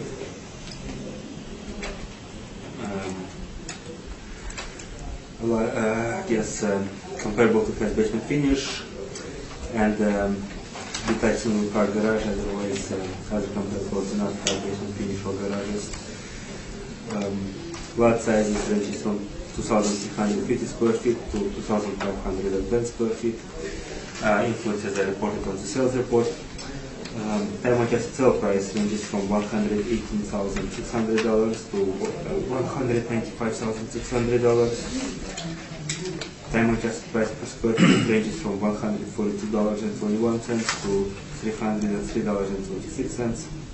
Sales range from May 2015 to September 2017. Condition of subject property is poor and fair.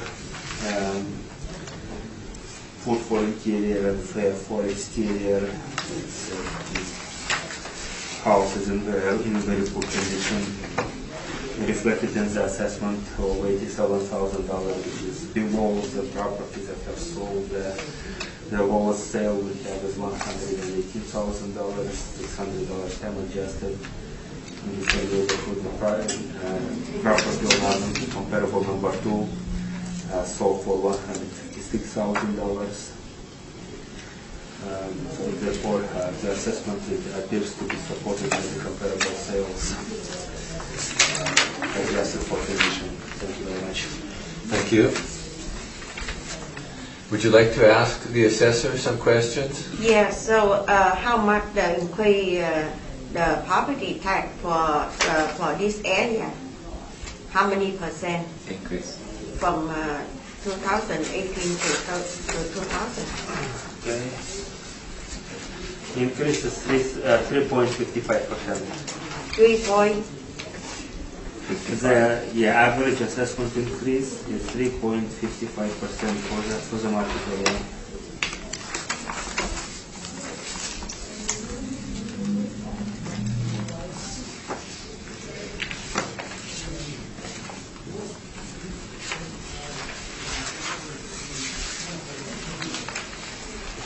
But there's no more questions.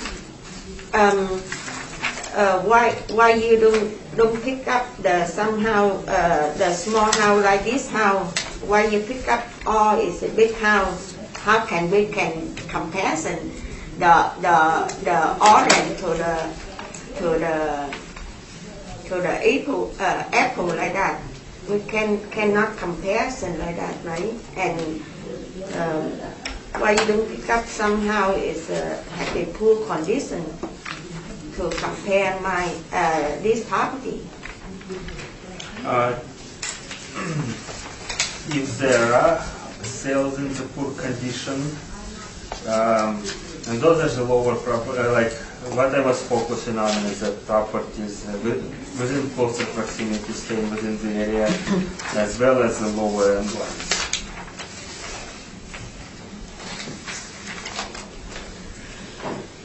He said that he has smaller ones and,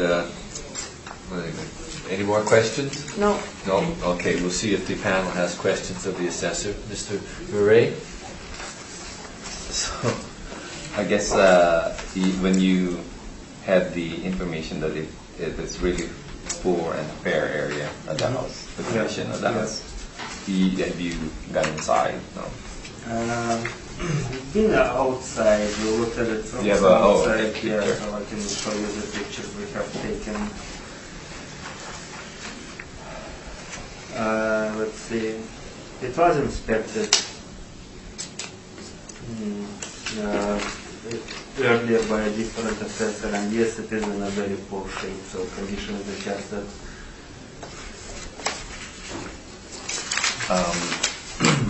How did you come up with 87,000? It's I guess it's a computer generated value based on property, based on sales, taking into consideration market sales as well as condition of the subject property and characteristics of the subject property. I drive to this area and I look at the house, and I think there's a house besides it that was they put a foundation in, and then they just but anyways, it's a big increase from 45 to 87,000. Yeah, I'm not sure whether it's 45. I had here. Yeah, I know. I'm just saying, I'm not sure how the 45 was arrived at, but based on the information presented right now, adjusting for condition, it doesn't. It's a small house, right? So it doesn't take. It takes less money to fix up a small house than a bigger house. So looking at that, 87 is supported, given that what other properties have sold for in this area. Okay. All right. Thank you. Mr. Hipko? Yes, I'm wondering if you have any sales history on this house at all? Aside from, we do have some information here that's being presented, but... Yeah, let me see.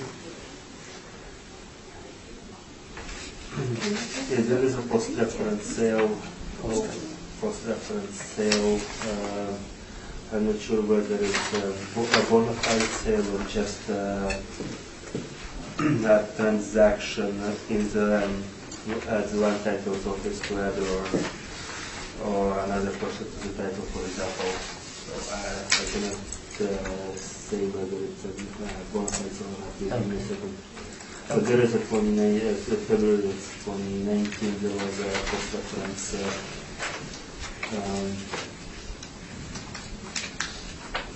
action with the title. Do you know whether this property was appealed previously? It has been appealed previously a number of times, and we did find that it is sale between associated parties. So. Okay. Okay, thank you very much. Yes. No, I don't have any questions.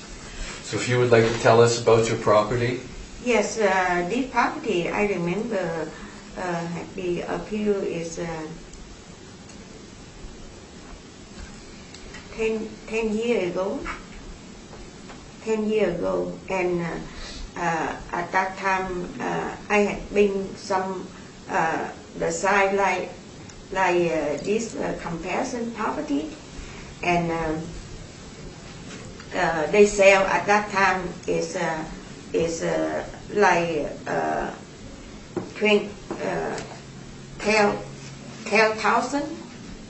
10,000 something like that.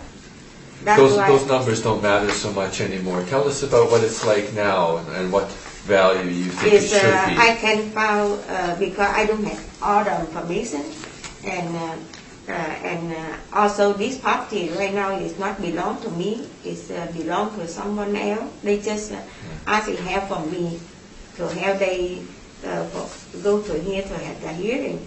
but I know pretty sure about this property because I find out that is too high, and also the owner bought this property. The bank give her ID. This property only value 40,000. That's all.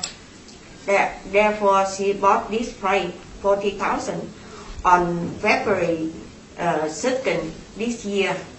She just bought it. Oh, okay.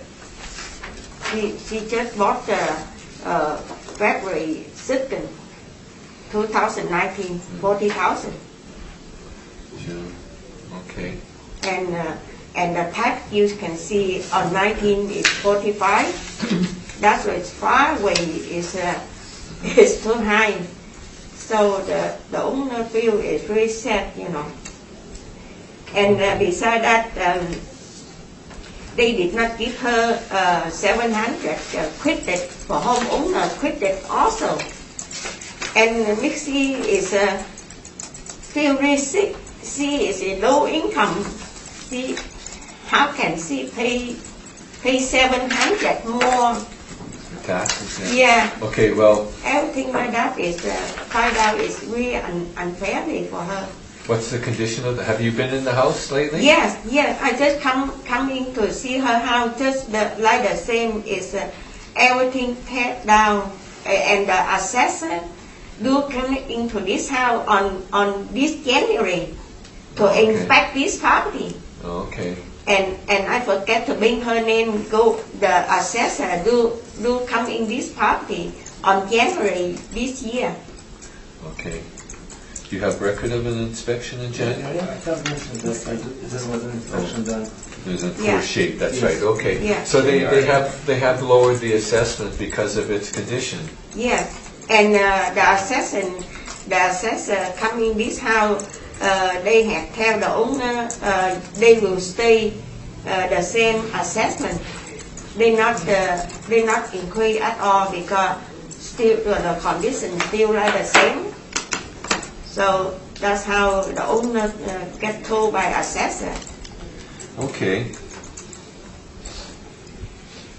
Okay. So maybe we should. We'll see if anybody has questions of you. We'll see if the assessor has any questions. Yeah. I don't have any No questions. questions? We'll see if any of the panel members have. Mr. No, I don't. No, sorry. Do you have any questions? I'm just wondering, was this property sold on MLS or was it sold privately? Privately. Between associated parties? Yes. Okay, sure. So we really have no way of knowing whether this sale was a fair market value sale or not? That is the fair market sale is 40,000. The owner had go to the bank to borrow the money. I see that it was And- sold for 40,000, but Yeah. we have no way of knowing what it would have sold for. The land title have when she purchased is the lawyer have asked me for the transfer the land title. The register the title is amount is Oh, you don't have to show us the title. We believe you. yeah. Yeah. Okay. That's how they come up for, right? Okay, I have no more questions, thank you. Okay. I don't have any questions either. The basement is cracked. Everything is teared down. Everything is no good, right? The wall is cracked badly because the owner she don't have the money, so she just bought it. So she live it instead go to rent, right? She's living in there now? Yes, she living there, and she is the owner. She just had one house, and they did not give her 700 credit. That is really terrible. Okay. She also need your help on that part to adjust the 700 for homeowner as well. Yes, she has to get that off. Okay, thank you. We'll look at the next one. The next one is 317. 317 Arlington, yes. Yes.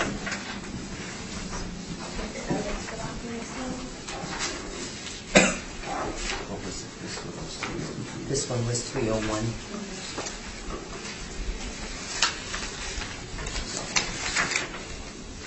Because I lost all the picture that the owner took. It's give to me on the back. That's why I don't have the picture. So That's too bad. Thank you. yeah. Anyway, we will take you tell us what it's like there, and then Yeah.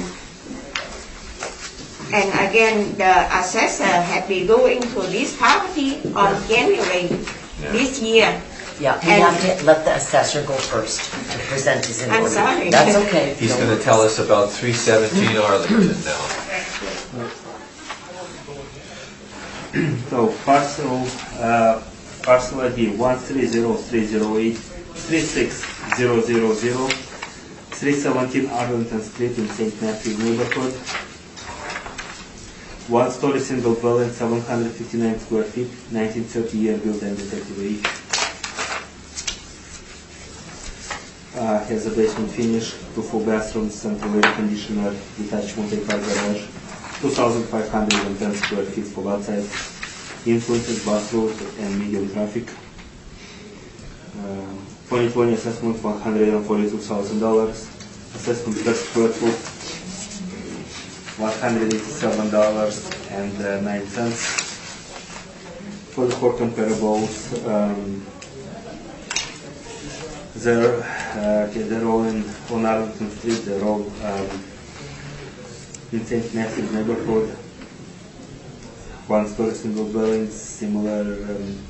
Actually, year build ranges from 1909 to 1930.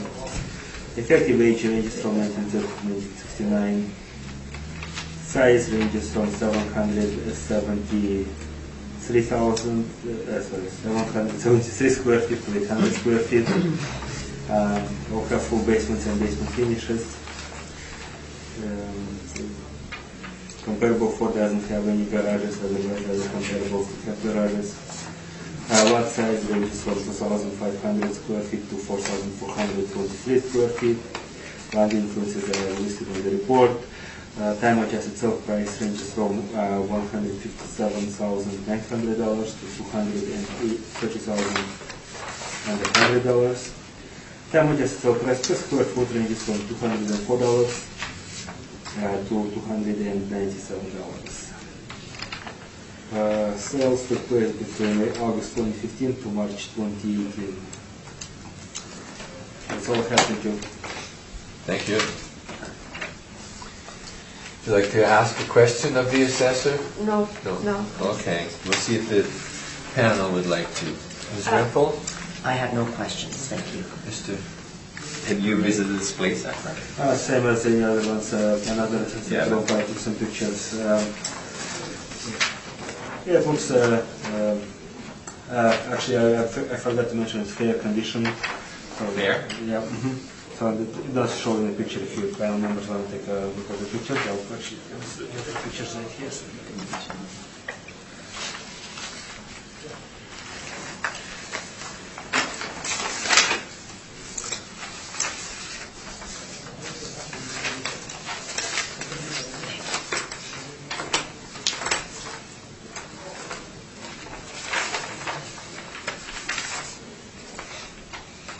No further question.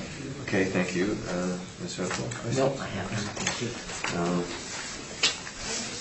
So you've made a reduction in the assessment because it's fair condition? Well, it's like the assessed value of 142 is accounts the condition of such property. Okay. Thank you. Can I have a question with him because Yes. I forget before? Go ahead. Do the assessor come into this property, have write down, he come in this property on January? Did he write down on that? I believe that he do write down on that. On this year. Yes, I think he said that there was an assessor in Yeah, there. for this property there was also the inspection was based in regards to 2018 municipal board appeal. Yeah, to appeal to municipal board, the assessor had come down to this property Yeah. on this year January and signed out, he agreed to this property 105 only. Okay. Because this property, beside the wall quite badly, everything, the door, everything is pretty old. And the big problem for this house is the main sewer is broken. So every year they get trapped. That's a question, right? Well, we finished with the question. She's telling us about her property now. I have my last question. So Go this ahead. property had been sewer broken Yeah, in the basement. yeah. So the basement, the owner can't use at all. Every year they get trapped. So the water come up about 6 or 7 inch high. So everything is get damaged. They put something in the basement. So the assessor had come down there and see all the map of on the wall, get trapped on that, and he feels sorry for the owner because to fix the main sewer had to be take off all the concrete in the basement and fix the sewer cost $28,000 only for that. And that's when the assessor agreed that the value would be $105,000. That's right. Okay. And Okay, that's good. and I do have the agent for this property because I apology is I lost all the picture. Oh, well, that's all right. That's okay. We take your word for it, and the assessor was there Yeah. and made notes, so that's fine. We Yeah. know that it's there. Yes. Okay. And the agent say this property no sell more than 105. Okay. Okay, we'll look at that one, and we'll move on to the next one. Yes. On to item number 4, Yes. and that is 43 Rochester Avenue. Yes.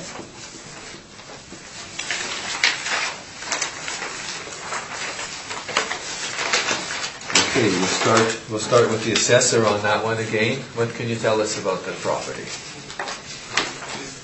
Parcel ID 0304 20450 43 Rochester Avenue in Fort Richmond neighborhood, 2-1 storage single dwelling, 1976 area. 1787 square feet. Assessed lot size 7,174 square feet, external corner with traffic. $270,000 is assessment. For 2020, $151.09 total assessment per square foot. Comparables are all in the same neighborhood, the subject property, same building type, similar year build. Comparable 4 is a bit older, 50-year build. Effective age, again, comparable 4 is a bit newer, 1919. Otherwise, all other comparables are very similar. Lot sizes ranges from 6,356 square feet to 9,976 square feet.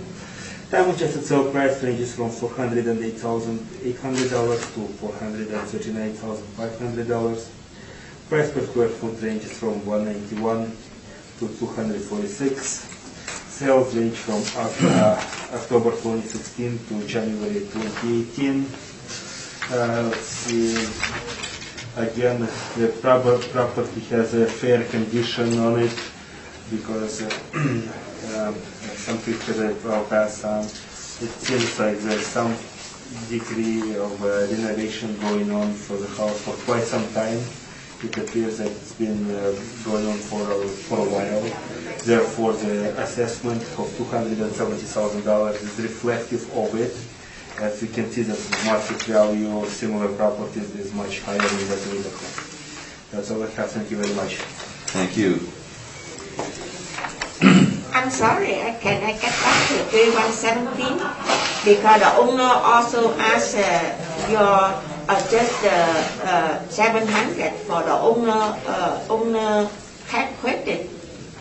Because this property also did not get 700 tax credit for the homeowner also. Okay, well we can't do anything about that. You have to talk to the assessment department. They have to say that I live there, and then they'll change it. No, they don't.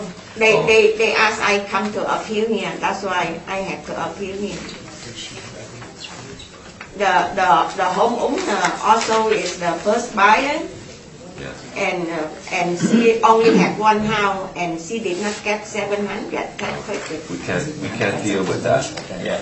I'm sorry. That's a provincial benefit. It's That's not a a city provincial, benefit. it's not a city benefit. It's And provincial. It's provincial, not city, that benefit.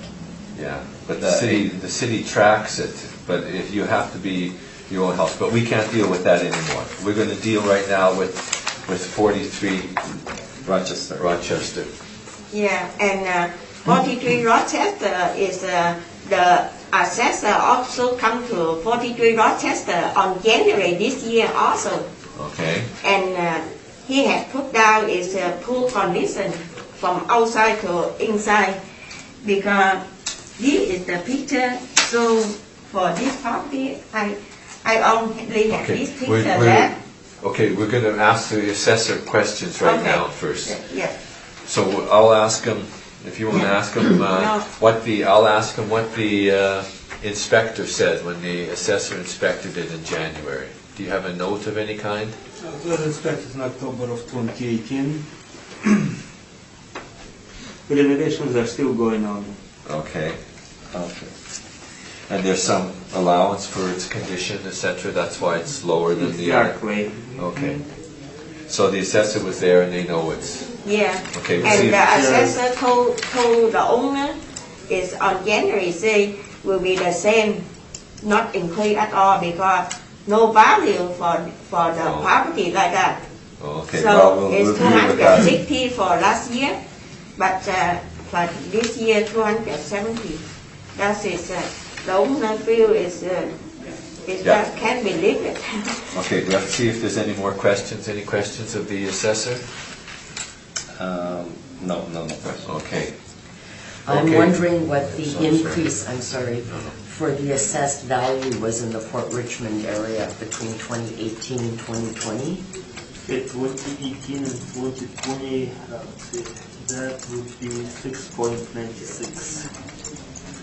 And do you have any sales information for this home that is in the reference period, or is there just a post-reference sale? For 43 Rochester? Yeah.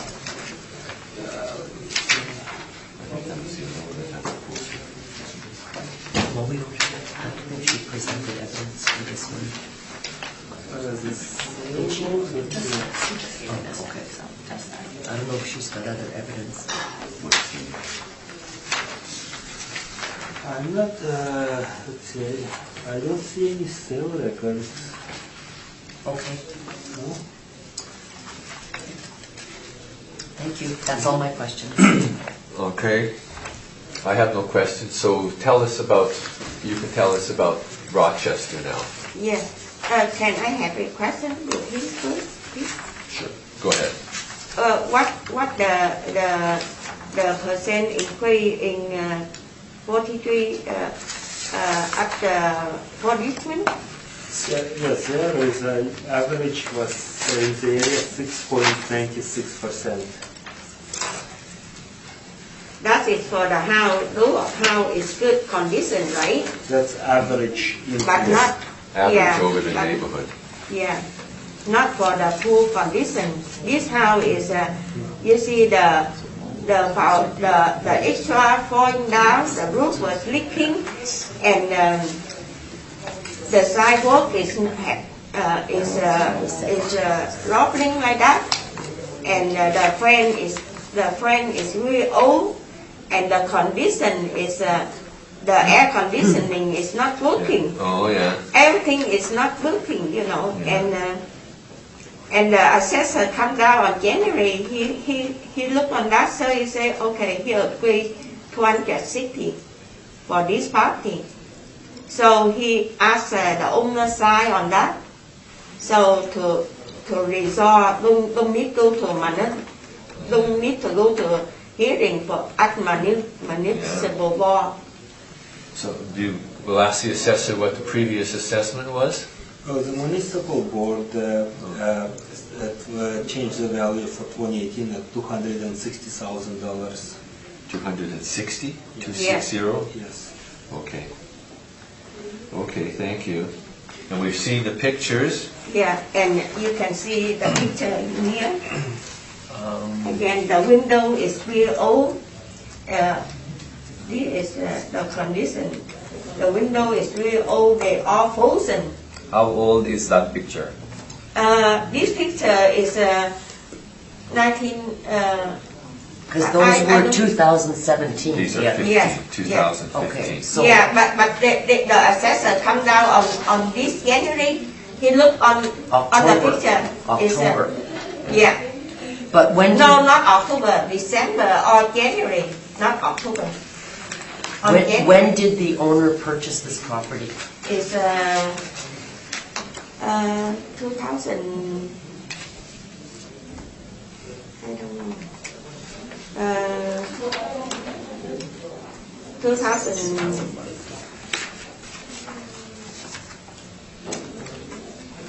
She told me, but I forget already. 2000.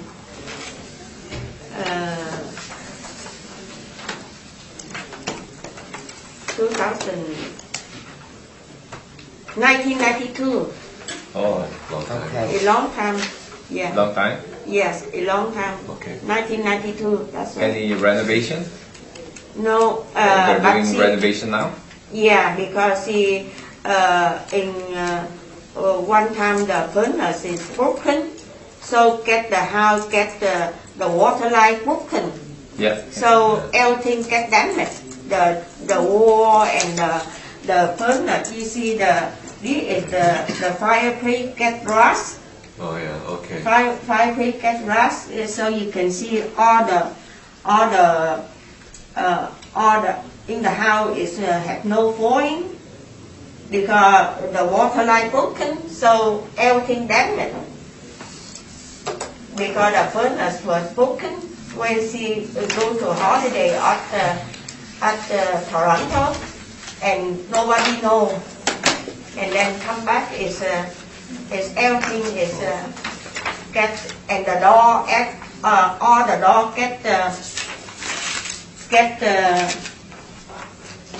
get mold. You see all the door here get mold. Oh, yes, bold, yes. Yeah. Mm. All the doors get mold, and the furnace is old. And Those are old pictures though, right? yeah, Those are not now- recent pictures. But now still the same. Now all still the same condition. Everything's unchanged. That's why is the assessor agreed 260 when he come to inspect this property on January or December. January, I believe, not October. This year January. Okay. Okay, Okay, thank you. Yes, okay, thank you. We'll have a look at this one. yes, Leave it with us. yes. And also the salesperson do ask he is I can give to you this one. That is the yes. Oh, this one. I lost it. I just have this left, so can and this so too. Okay. Thank you. And told that this property no sale more than 240. That's all. Okay, this is Okay, for thank you. Rochester, very good. Yeah. Okay, thank you for coming. Yes. We will have a look at it, Yeah. and they will send you 3 letters.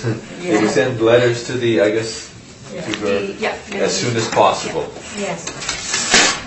Thank you. Okay, Over now? we'll have a 5-minute recess.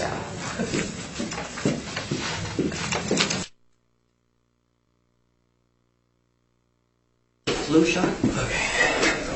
Okay, call the meeting back to order, and we will finish. The doc is here.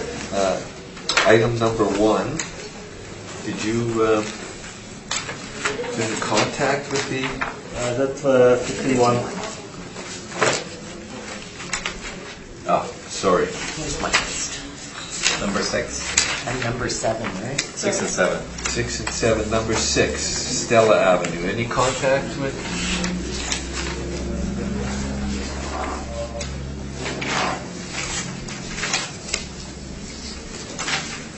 And number 7 is just the one that we updated. No contact. No contact, okay.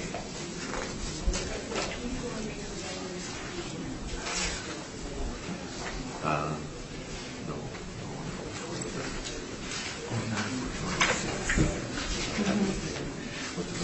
We just have to read the file number and Yeah, they do. then just say just for number 7. Number 6 is the roll number, file number, he can do the normal thing.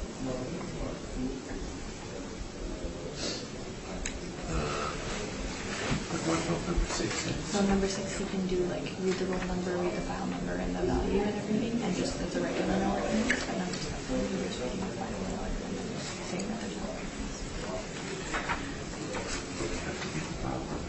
Just the file number, not everything. Perhaps you could, the number 6, you could read the file number into the roll, please. The number 6, right?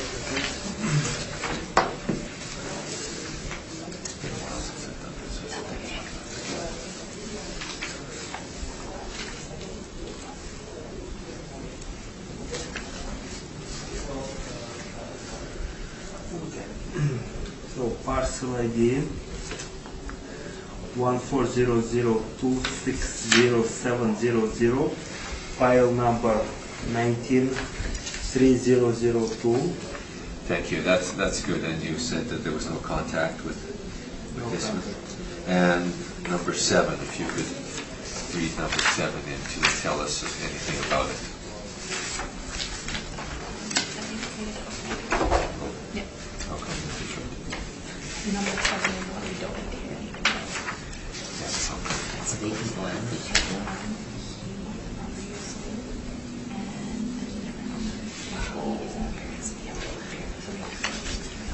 Yeah, if you could just read it into the file number in, that's fine. Okay. File number 19446. Thank you, and there's no appearance. Thank you very much. I think that concludes the hearing for today. Thank you for coming. Yeah, right. Thank And all you. your hard work. Yes. Hard-